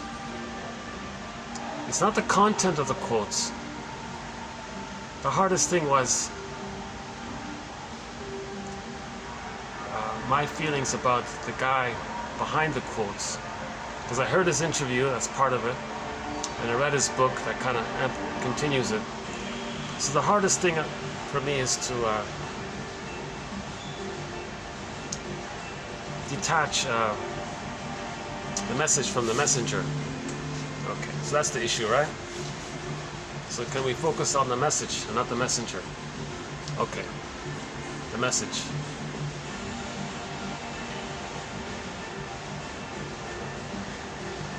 Okay, so we did the movie screen metaphor, that we recognize repetition compulsion when we see a here and now live example of it taking place. Cookie cutter approaches are not that helpful. It's more about the attitude that's important. Yeah, would you rather have an empathetic, understanding, mature person and not care about the technique he has, or would you rather have a cold, angry, detached, schizoid person who hates you but he has a good technique? I don't think it would work, right?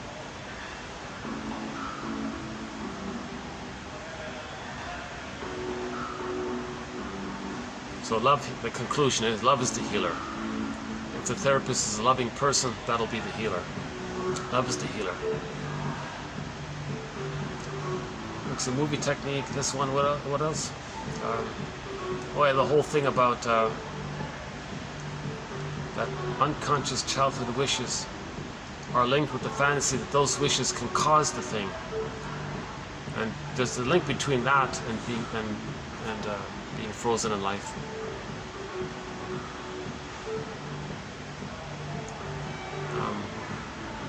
What else? That's it, right? Yeah, that's about it, yeah. And then 2653. Clients who repeatedly choose unhealthy relationships.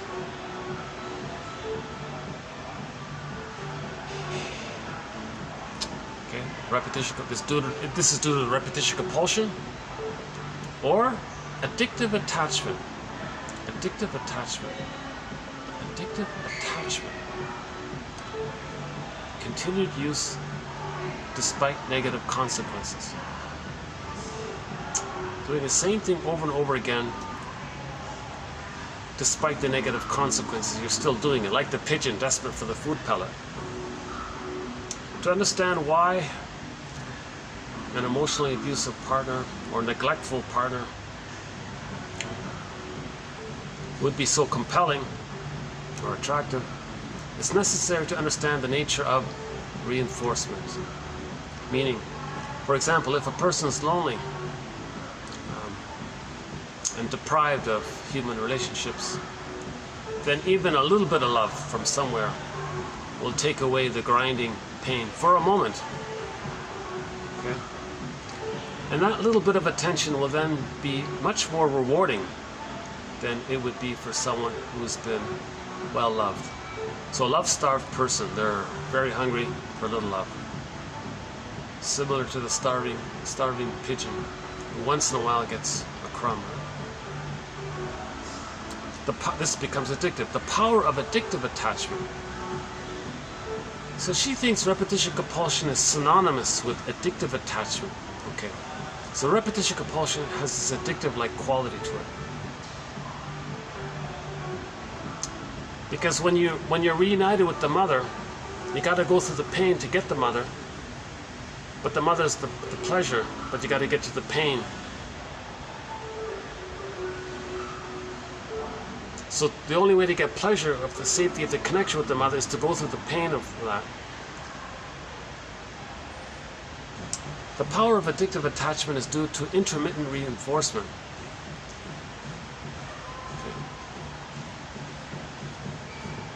Okay. Intermittent reinforcement. So I think if the pigeon gets a pellet at a consistent way, like every minute it gets one, and then it stops, and he never gets one, and it's consistent, the pigeon will give up and fly away. But if it's intermittent, first he gets one a minute, and next time he gets one for 3 minutes later, and a second later, and then 4 minutes later, and then maybe he gets 2 in 1 minute. It's all scattered like that, it's all intermittent. And then you stop the whole thing. He's freaking out. He's going, where is it? Come on, he's addicted. He's going to keep on going endlessly for 1,000 times. Whereas if it's consistent, they say he'll give up pretty soon.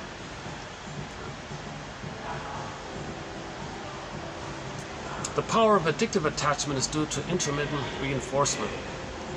The most powerful form of reinforcement and the most difficult to change. In behavior modification research, whatever that means. Oh, okay, in Pavlov's dog, Pavlovian studies. If the number of bar presses needed to obtain food varies, a hungry pigeon will peck furiously and continuously, thousands of times if necessary, to get one single pellet. So the pigeon is willing to peck thousands of times. If during those thousands of times he gets one pellet, he'll click another couple of thousand of times. Is that it? Jeez, so he's really addicted, right? He should fly off, obviously, right? Similarly, we have all known people who will work feverishly to try to get a little crumb of attention, love or acceptance from withholding or abusive others. So the child might do something very, if he only gets a crumb of mother's love, like once in a blue moon, it can come from that, right? When she tossed, okay, and one guy said, "Oh, how I longed for her to love me. I did everything in my power to make it happen. And when she tossed me a crumb of attention, it would make my whole week!" Exclamation mark. So the girl reminded him of his withholding mother, but the girl gave him a crumb. It's like the feeling that he's getting his mother's love. So that's the honeymoon phase, right? Thus, addictive attachments can be viewed as conditioned reaction. So there's the Pavlov's dog, right?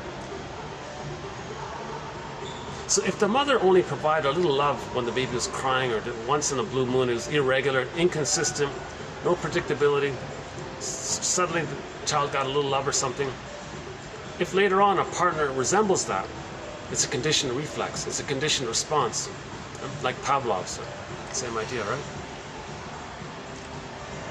The addiction to hurtful relationships, the addiction to this, is a way of holding on to the old longing of past figures. That's the conditioned response. Hoping that the current figures will respond better or differently from the past than the past ones did. Without, here's the key, without actually having to grieve. We're doing this because we can't grieve. It's like a curse, right? Now he's addicted. If you can grieve, you won't fall into this trap. If you can't grieve, you're stuck in it. Still searching for mother's love, right?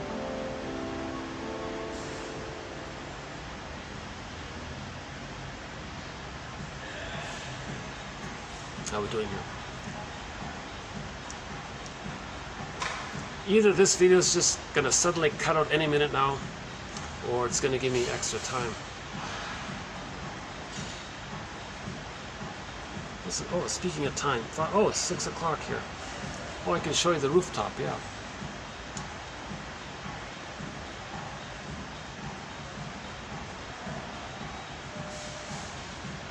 It's cleared up.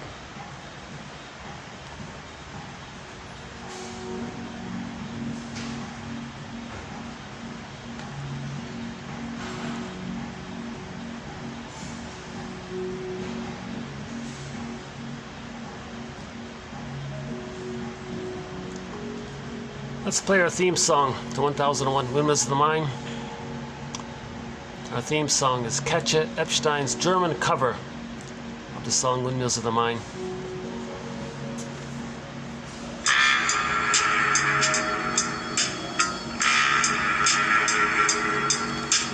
Nachts, wenn die Straßen plötzlich still sind, wenn die Stadt auf einmal schweigt, wenn aus steinernen Kaminen stumm der Mond zum Himmel steigt, wenn es hier in meinem Zimmer leer und einsam wird mich, such ich in den dunklen Schatten die Erinnerung an dich und ich fühle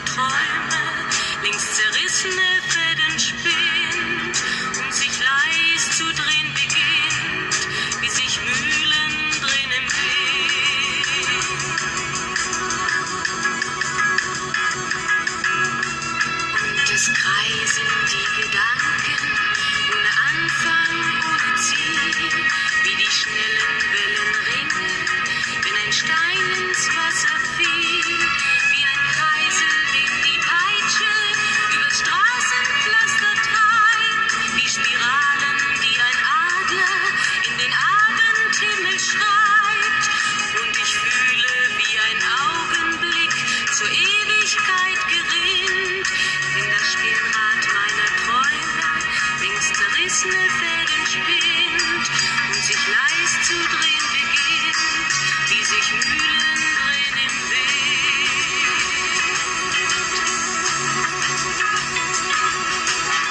1000 Fragen ohne Antwort, 1000 Fragen ohne Sinn. Warum flog für uns der Sommer wie ein Pfeil so schnell dahin? Hat der Herbstwind gar die Spuren unserer Liebe schon verweht? Wenn erst weiße Flocken fallen, ist es dann für uns zu spät. Sah ich eben nicht im Dunkel deinen Schatten an der Tür, hoffte für ein paar Sekunden, du kämst doch zurück zu mir. Doch warum sich selbst belügen? Längst ist meinem Herzen klar, dass der Pulsschlag dieser Hoffnung nur mein eigener Schatten war.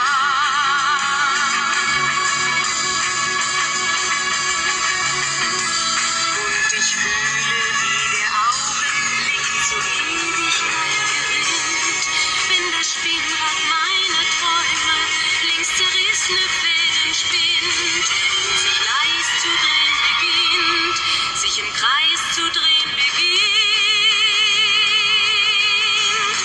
wie sich Mühlen drehen im Wind, wie sich Mühlen drehen im Wind.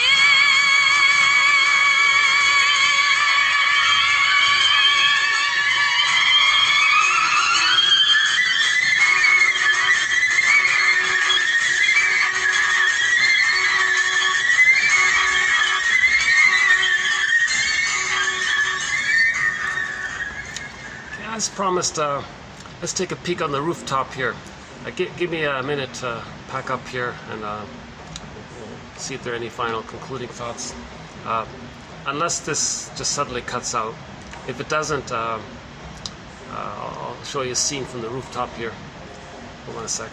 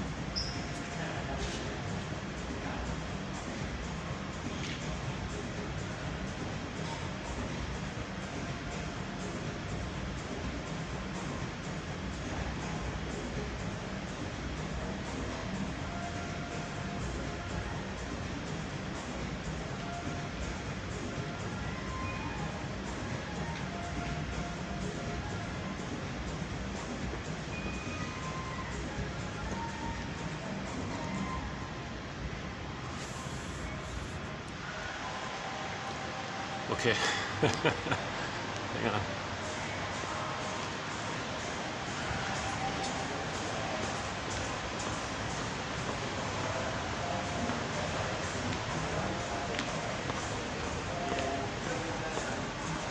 Oh, here's a nice little view here.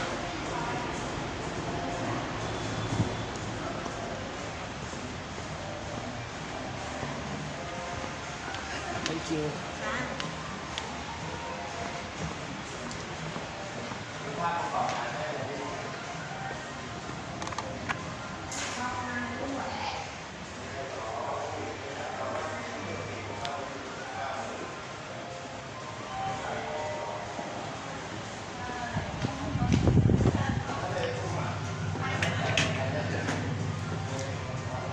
Still recording? Yeah, it's funny, yeah. Lately my camera's been giving me extra time for some reason. Usually it cuts out by now. So, likewise, I hope one can differentiate the quotes, the material, the content, the lesson, the ideas from, you know, the messenger, right? So that's why the quotes are posted below. My delivery is filled with anxiety, so there's a little distraction that way. So I would say that, you know, read the quotes. Better yet, get the whole file. Yeah.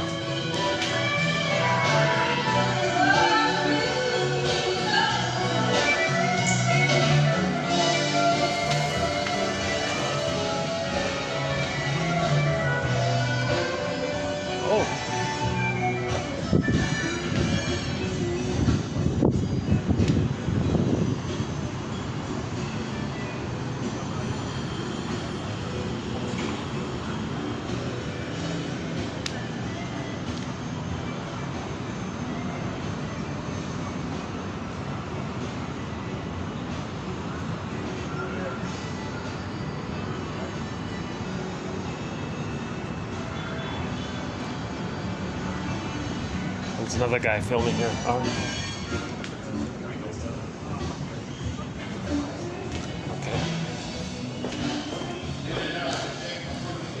Yeah, popular place, packed already. Rooftop places are very popular.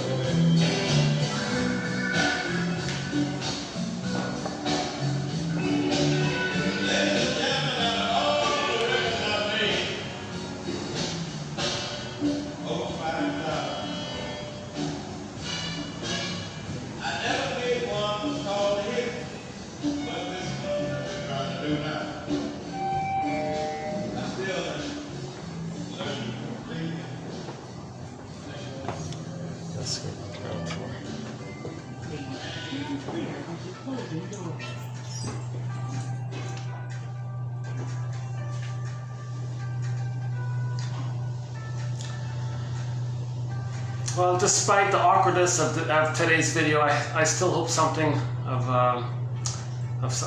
help came across somehow.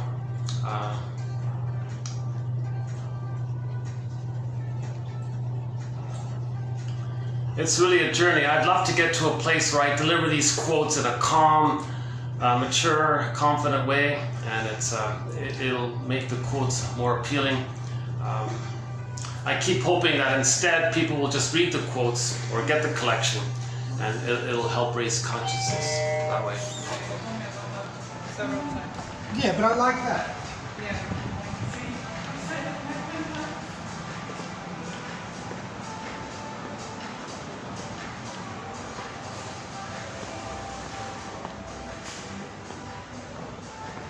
See if I can just, they'll let me sit here for a minute. Let's see.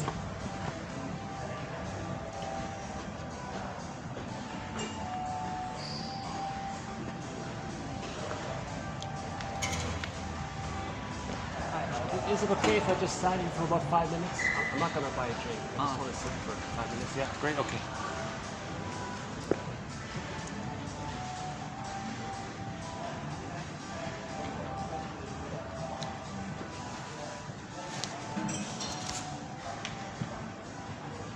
How about here? Let's try here. Oh, the blue flower. Maybe just finish up here. Any seat with any final concluding thoughts here? Oh, here's a comfy chair, yeah.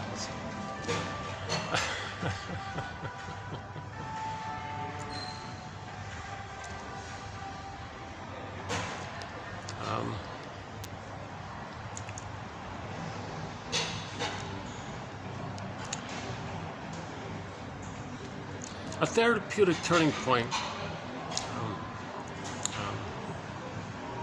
One therapeutic turning point might come about with those quotes on transference lab, 25, 35 to 9.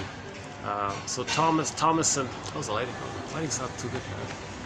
Thomas and Ketchell, is that better? Thomas and Ketchell say that when we reflect and be conscious of that moment, this must be the place, that moment, this must be the place moment, where we are where we are doing the repetition compulsion, this today's quote, addictive attachment. This reenactment, this repeating, because we're in that frustrating loop of that record. Mother, love, not shame. Love, not shame. We're stuck in that loop. Every neurotic is a music enthusiast, but he only has one tune on that record. He carries this one record with that one tune on it every time, in every new situation, new record player, new people, new situations, new places. He just spins off that record. With others still playing that old tune from the nursery. Love, not shame. Love, not shame. And that's, so we're stuck in that. If we can reflect at that moment when we're doing that, that's like a turning point. That's like a healing moment. You see. And that moment of reflecting, it's kind of like a bird came across to be a bridge, or Hermes came across. That something within made us make that link of the unconscious to the conscious. And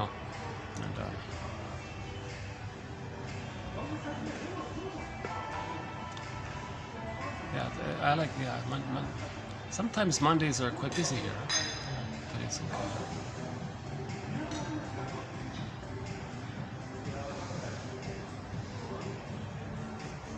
Oh, there's the improv chandelier.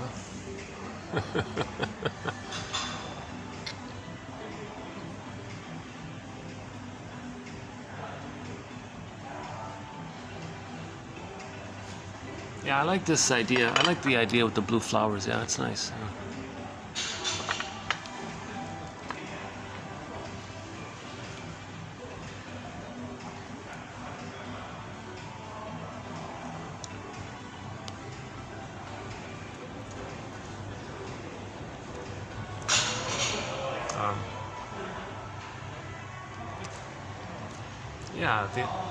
The idea that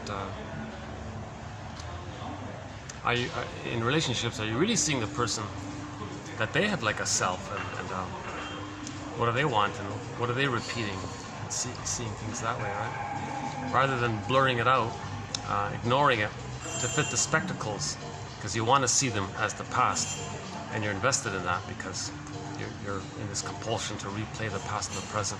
So you're not really seeing the present for who they are, the person in the present for who they really are in their situation, their psychology. That's why people ignore all these red flags in relationships, because they don't want to see the red flags, because they want to see the person from what they need through the spectacles.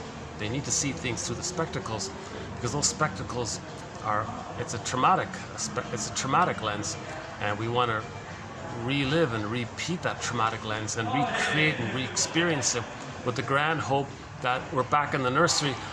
Not shame mother, love mother.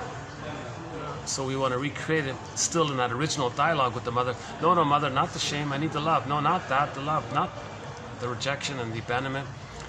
See me and accept me, and just still playing that record again and again.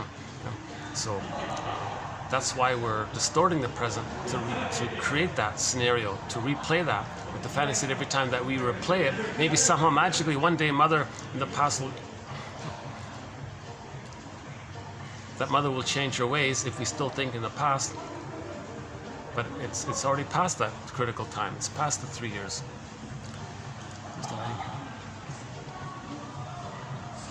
Maybe if I do this, hold on a second. Let me turn this around. Hold on a second. Does this work?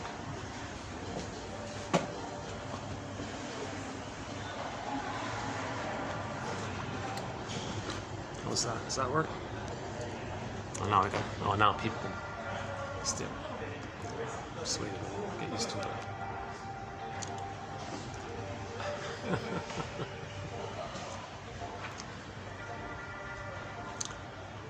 The lighting's not too good here, is it? Oh, that way's better, right? Hold on a sec.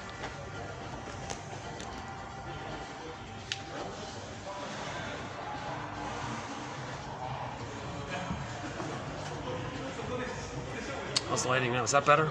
Got the painting in the background. Let's try this for a bit.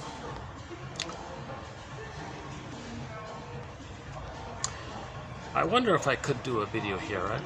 Like, I wonder if I could, you know, buy one of these ridiculously overpriced drinks.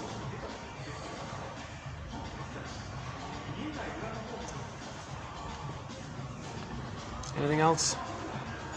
I must confess, it would be fun if there was like a little pop-up and people had questions and comments. I could just improv with it, right? Maybe some of the best things will, some of the best spontaneous ideas come out with certain questions. So what kind of questions might come up? Hey, Marcus, okay, so let's imagine people are commenting on certain things. But not, hopefully not as a personal, like just like about the ideas, right? Omnipotence of thought, yeah. That's a tough one.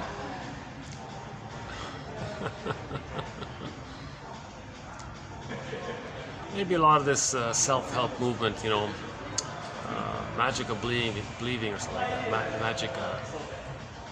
magical thinking kind of thing. Just think that you're going to win the lottery and it can actually happen. Like, you're trying to create it with your beliefs. So just keep believing and it'll.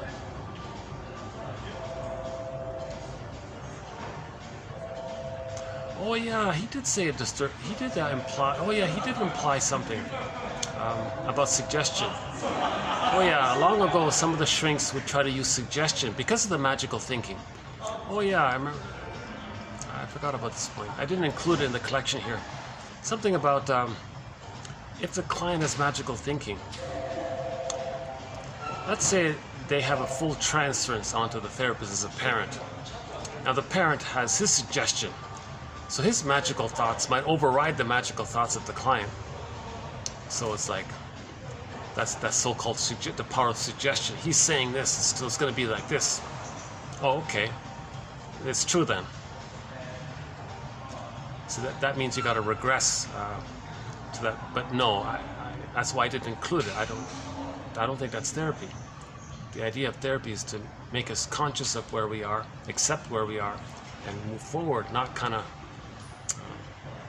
do some kind of trick like that, where somebody in the present is going to be your parent and instill into you, oh, I accept you, you're welcome, or you're welcome into this world, we welcome you.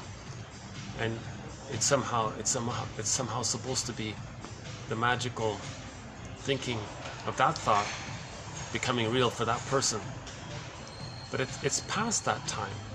Some people say, well, you can maybe hypnotize them and think you go back to that time. Or yeah, that's what I don't like about this, what's his name, Bruce Lipton guy. He says, oh yeah, just,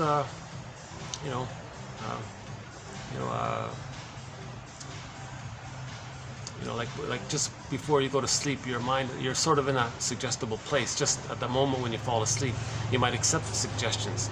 Okay, forget all that. So, right? No, we are past the age of 3. But Sibis, no, well, maybe, I think it's different. I don't think so. So, that's why suggestion is, maybe it's extremely rare, but it might be temporary. It doesn't change. We can have a new script if we face the old script. Don't just still think that you're trying to reform that old script and try to update that old script from where it is. The idea is to acknowledge the reality of the old script and how painful it is and the immense cost of it. And then now you're making decisions that way.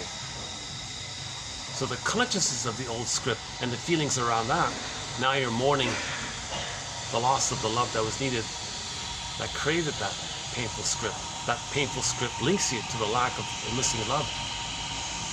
Then you mourn that way, rather than forget all that. Just keep it there, and just see if you can continue from there. But no, we're not in a nursery, so that's what a lot of these guys are doing. So yeah, he did mention it, this idea that so-called hypnosis and suggestion is related to the shrink's omnipotence of thoughts, overpowering the client's weak omnipotent thoughts. And this would be seen in like myths and like in movies and films and things, where one guy is one magic wand, the other guy is another magic wand, and his magic wand more powerful than your magic wand? And he quoted the Goethe, and it was, I don't know the story. Apparently Goethe wrote some story about some guy had some magic power, and the other one had a bigger magic power. That would be the idea that the parent had magical thinking that overrode the magical thinking of the child, and the child is going to somehow accept the parents' magical thinking because it was stronger, and the child believes everything's magical thinking. So why not take the parents' magical thinking if his is too weak or something? So, forget all this stuff. Forget all this new agey kind of magical stuff. That's over. This whole telepathy, mind reading, this whole suggestion, all this. Forget all this. It's not gonna. So that's why we've been playing the song "Rise," by the classic rock band Harlequin for the past 2-3 months actually. I didn't play it today, but I've been opening many of the videos with the song "Rise," and he sings it very firmly. We got to raise our consciousness. We want our consciousness to rise, and so that's the healing quest, to raise consciousness. And he says in the song, if things like envy, that's something wrong, that's trauma. The line is, if you don't envy your brother, that's really wrong. Something like that, right? So that's a sign of trauma. Greed, envy, spite, vindictiveness, schadenfreude, grandiosity, omnipotence of thought, chasing the grandiosity, inability to more complicated grief. And then some of the stinger, so-called perverse or psychotic thought thinking that takes place when the trauma takes place before 18 months within the stinger personality patterns, where one of the main beliefs they think is eat or be eaten. Baby was enraged, wanted to take in, puts that onto the mother, sees the mother as a devouring, hungry wolf, identifies with her. His philosophy in life is, well, eat or be eaten. My greed or your greed. My hunger or your hunger. My envy or your envy. My grandiosity or your grandiosity. He's a perverse thinking is that kind of either or mentality. That's perverse thinking. If we use today's author's phrase, he would call that perverse thinking. Eat my greed or your greed. That's perverse thinking. Okay. The reality testing. We're all one family. We're all from Homo boduensis, Homo sapiens, right?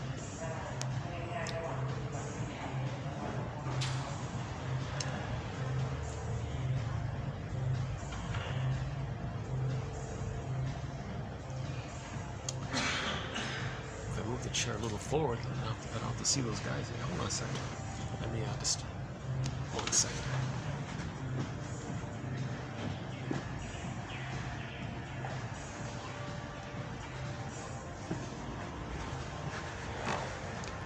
Does that work? Oh, okay. Sometimes someone looks at you, you look at them. Avoid that little.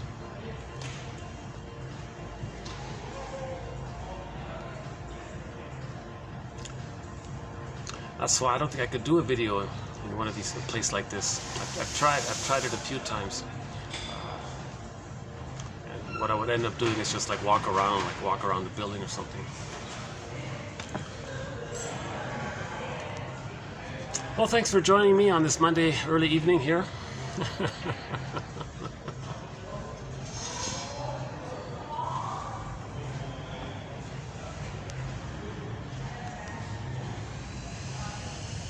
Yeah. And yeah, back to that idea of perverse thinking. He originally got it from the old ideas, and thinks it can be used more broadly. So anybody with these kind of anyone who thinks in the present that it's really just eat or be eaten, my greed or your greed. if someone really operates with that that's perverse thinking. The same kind of perversion that the shrinks talked about 100 years ago, that kind of perversion, where someone thinks a woman's knee is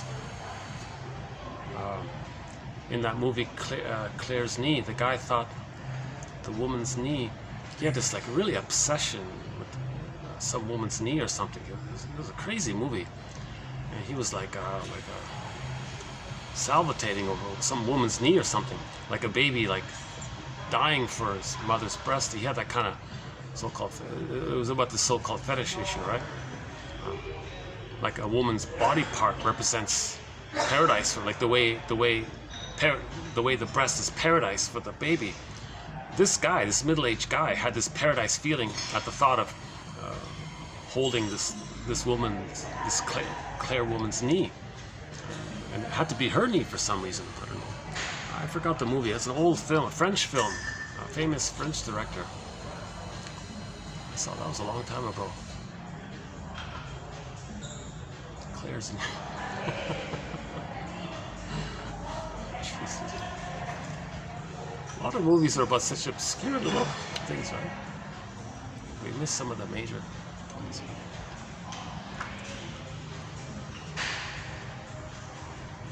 What else? Hold on a second.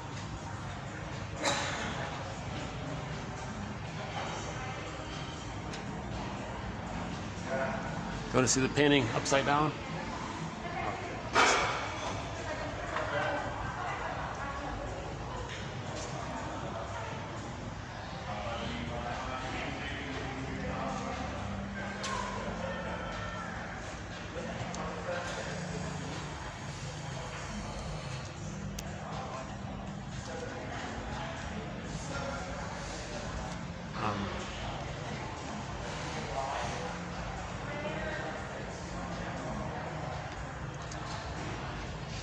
A good film to watch is the TV miniseries, The Odyssey, starring Armand Assante. That's, in my opinion, the best, really the only. It's the best and really the only half-decent film version of the story of the Odyssey, the one starring Armand Assante. An international production. So it's really interesting about that, because it's a universal issue, right? It's a universal issue. We're looking for home. Odysseus is looking for home. Okay, we all live in an inner home or a psychic house called the soul castle. Our inner home, the soul castle. We're looking for our connection to ourselves. Okay? So finally, Odysseus got home. He got back to Ithaca, meaning a metaphor that he felt sort of within again. And after some delay, his feelings came back.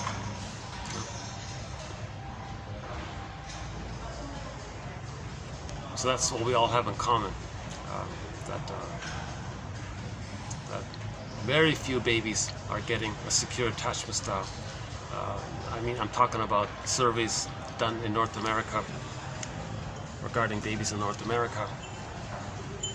Most babies are not getting a secure attachment style. The vast majority are not getting a secure attachment style.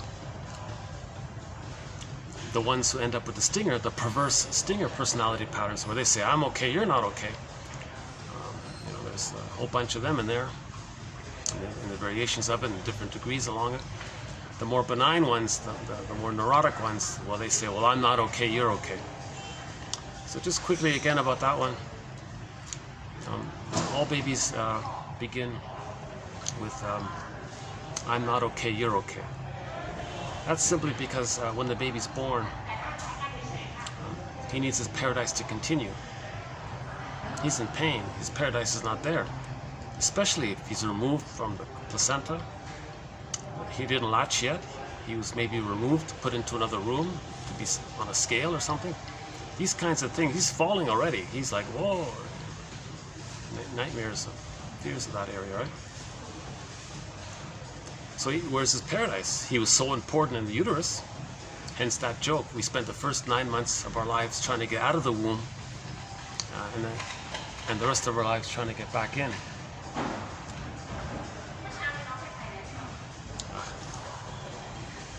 It's hard to get like a spot where I'm not too.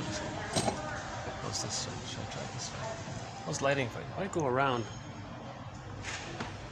let's just how about if I sit like this? Whoops! Oh, stepped on my light switch. Let's try this a bit.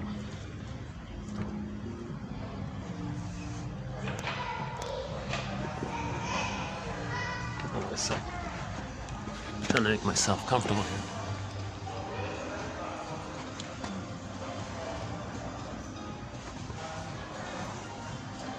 Does that work?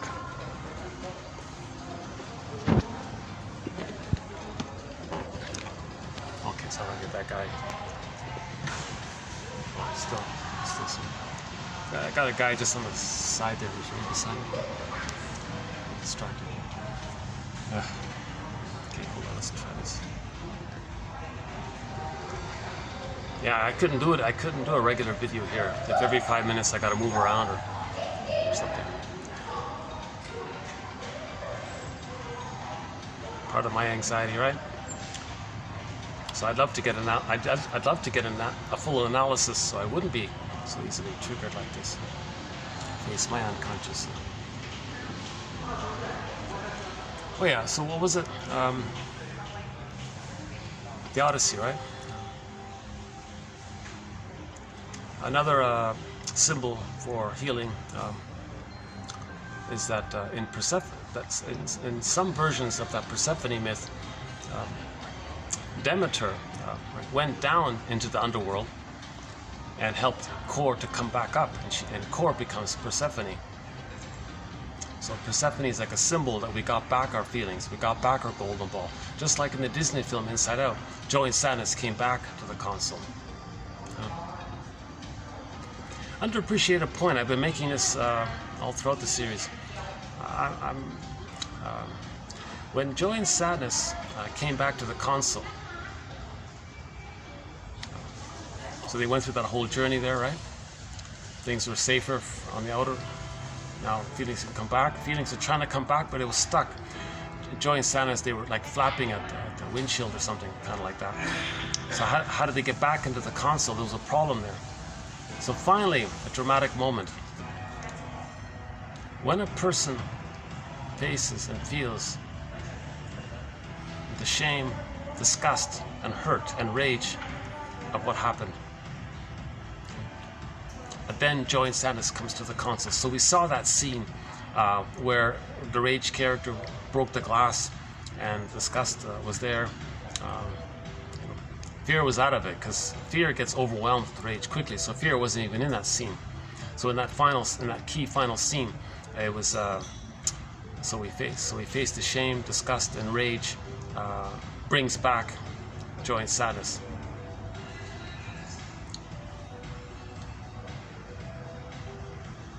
So we got to feel the hurt of the trauma somehow. And this is, again, you need to feel safe with someone. Grief is healed when it's witnessed by a caring other. The safety of another person helps bring up more feelings. The safer we are, the more our feelings come back into ourselves. The safer we are, the more we can think reasonably, and the truth upsets us free. It's gone. Oh, good. Okay. Maybe my turning the chair around triggered somebody or something. What's he doing? Why is he turning the chair?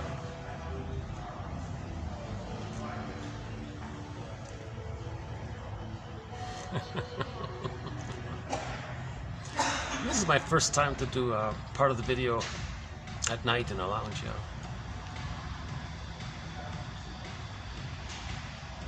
It's about 6:30, I guess, or by now. Look at that camera still. Yeah, it's gonna give me. It's giving me the extra hour. Yeah, once in a while, my camera gives me an extra hour. Anything else?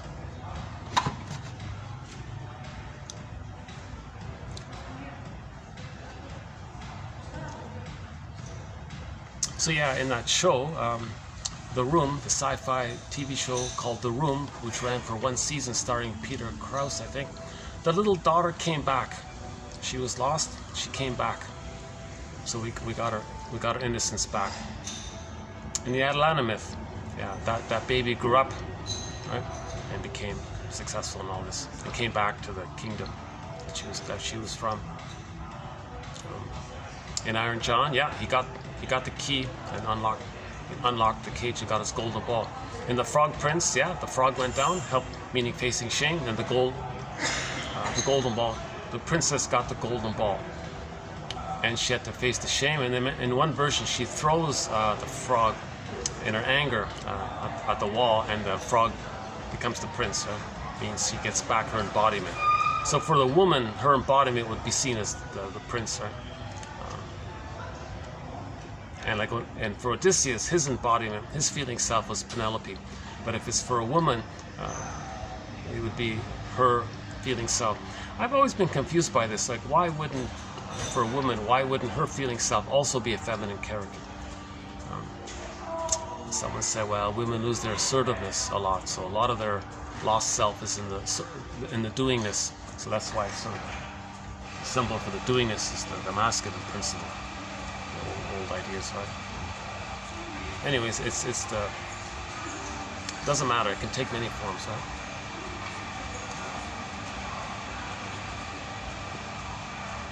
So in any wedding that takes place in a myth or a fairy tale, when there's a wedding. Yesterday's quote, it's not happily ever after. It just means they're on the track now. It means now they made a therapeutic turning point. They connected with themselves, they accepted something about themselves, now they're moving forward with that new enhanced knowledge. And that's what they mean by happily ever after, meaning now they have meaning in their life, now they have a direction, now they know more about themselves. So that's the happily ever after. It doesn't mean some kind of magical, timeless bliss period where they just drink pina coladas all day long or whatever. I don't know. Yeah, okay, anyways, in the last video, the one by Manfred, what's his name again? Manfred de Vries, is that right? I think it was the second quote, second or third one. If you go to either the last video or the one before it, we did some quotes from a self-help author. Like a business, he's sort of like a self-help author for the business community, that guy. He discusses fairy tales in there a little bit. So one of his sentences was that the happily ever after just means that's a moment where now we're beginning in a new, fresh way, like in a happier, better way. Now we're on a better track. Right? That's what he means, right? Yeah, from that same video, the first quote was, "Fairy tales are psychological mirrors." Psychological mirrors.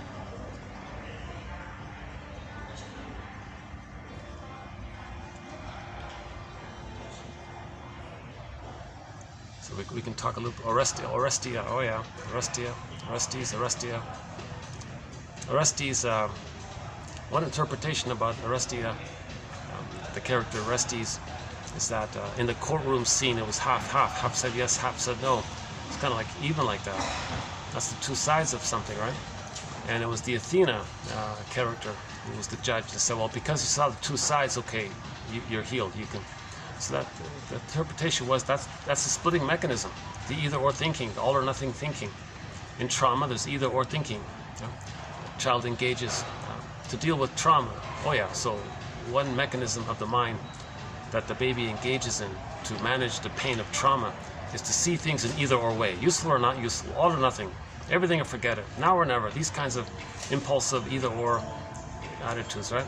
So the more traumatized the baby is, the more they're going to see the world in this either or way. So that scene in the courtroom with Orestes, it's like the two half said yes, half said no, one right, one wrong, either or. So because he could face that, like because he could see the two,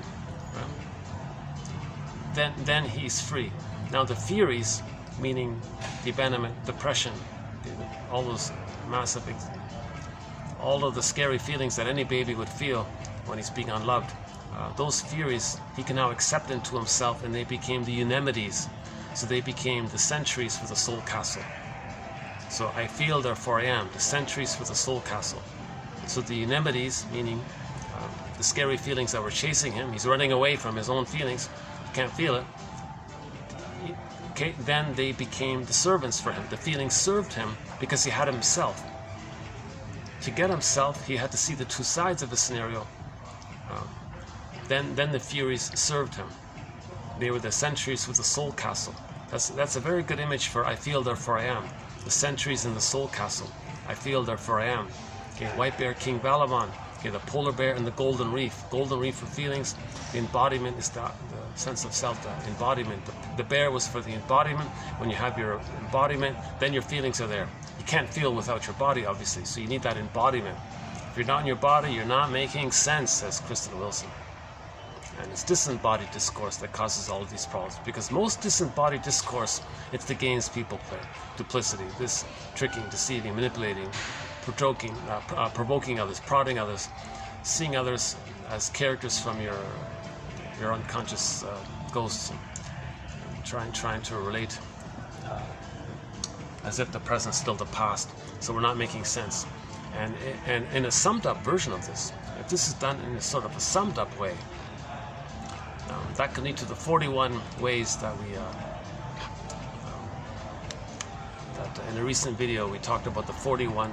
Oh no, the 40. Oh, and there was another. There was added one. One was added on recently. So we now have the 41 ways in which we can see the summed up expression of individuals transferring their traumatized nursery into the present. The 41 ways this may be seen. Again, it's speculation. It's just a guesstimate. It's like a brainstorming idea. So I won't do anything here, but that's a very interesting theory about so I agree with those who say forget about the collective unconscious group mind, or forget about it. It's just a summed up. If everybody's doing something that's similar, you got some kind of summed up expression of it. That's all it is.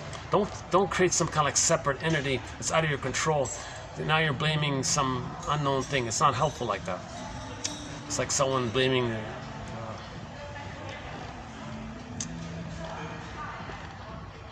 like when people say, oh, I can't help it, it's fate or something. No, repetition compulsion is not fate. Repetition compulsion is the thing that comes from trauma, something we can look towards, something we can deal and face. If you just say, oh, it's just fate, it's out of my control, well, you're not going to heal that way.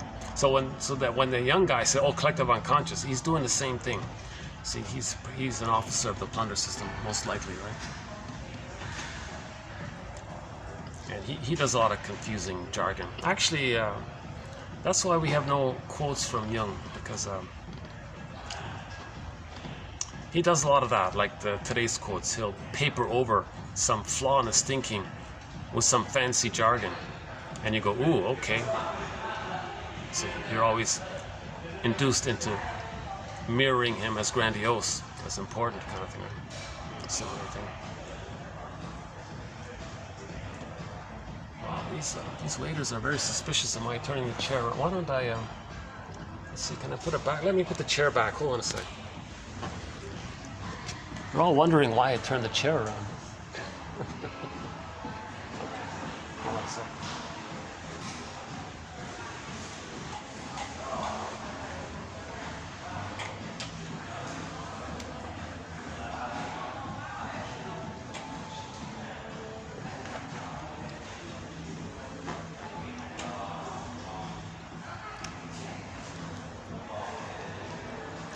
Chair back.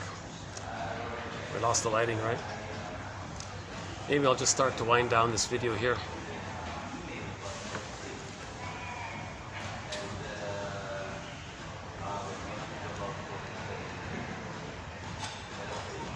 Any final thoughts here?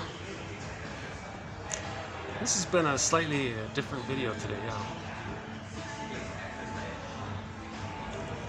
Most of my videos, I think, have a sort of a positive, warm, upbeat tone, generally.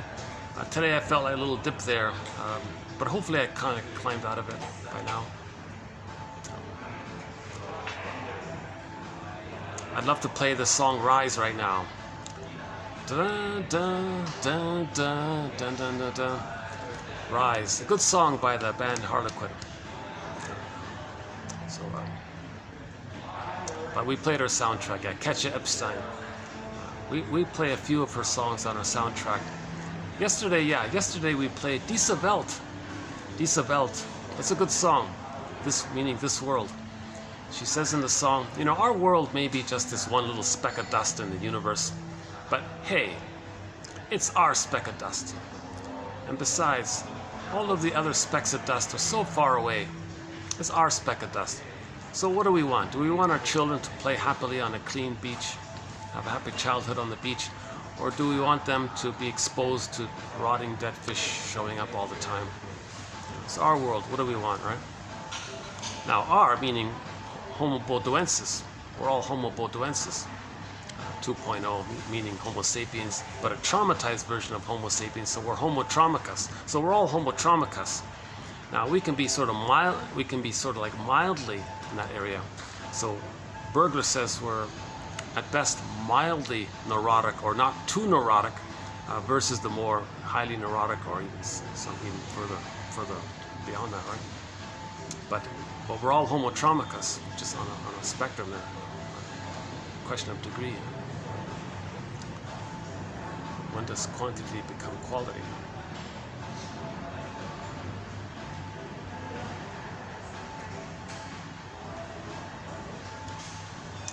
Anything else?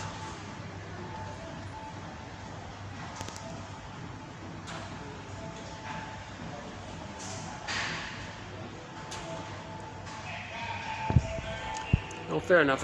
I just realized, yeah, that would be an odd thing to do. Why does the guest turn the chair around? Like, we can't see him. They want to see everybody all the time.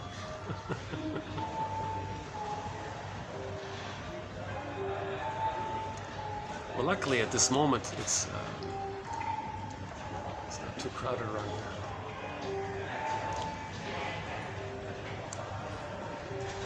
So it's been a long time since we did a 4-hour video. Yeah, 3:58.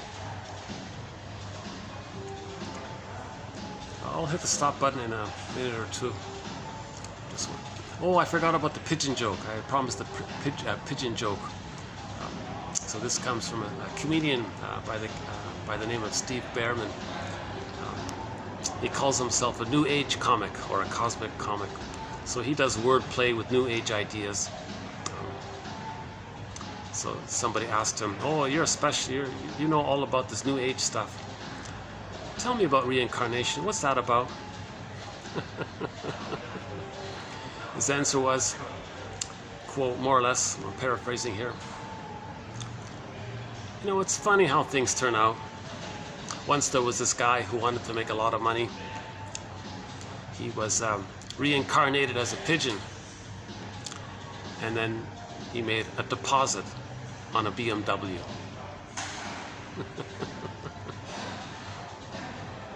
So that links in with today's quote about the pigeon frantically, manically pressing that little lever to get the food pellet. The quote said thousands of times, like, wow, Jesus, poor pigeon. That's a pretty powerful image of repetition compulsion. The pigeon pecking 1,000 times to get that one food pellet. You know, yeah, that's a pretty good image for repetition compulsion. That's her point, Miss McCullough, that repetition compulsion is synonymous, more or less, with addictive attachment. Addictive attachment. So we can see that with the pigeon doing that, right? Also, back to the pigeon joke. You know, I think what was going on with that one was the woman who asked that question maybe didn't feel successful in her life, and time's running out. So a person can only accept mortality if they have the sense of self. If they're still in that timeless, godlike place where they're searching for glory all the time, then there's like a feeling about that. So reincarnation, can it go on? Like, can it continue? So his answer was that the pigeon made a deposit on a BMW. So he acknowledged subliminally that maybe that the true issue underneath was this fear around mortality and the lack of success and the search for it, meaning still being in that place of timelessness, of that there's no time, but there is time. And the anger around it was the pigeon leaving the deposit on the BMW. So there's like a little expression of anger or something. So I thought that was a pretty good pigeon joke. We have four quotes from that comedian. That one there. Someone asked. Second one is someone asked him like an either/or kind of question, and he blended it. Are you a evolutionist or a creationist? said, oh, I'm both. I believe we were created to evolve. So I thought that's pretty good. The attitude of trying to bringing the two together. The third one was, we can all live like nomads, where I nomad at you and you nomad at me. And my favorite one, the one that I've been using all throughout the series, is the truth will upset you free. Not the facts. The facts can be used to hide the truth. Many times people select certain facts for the purpose of hiding the truth. So don't say the facts upset you. Oh, I gotta go. Okay, batteries run out.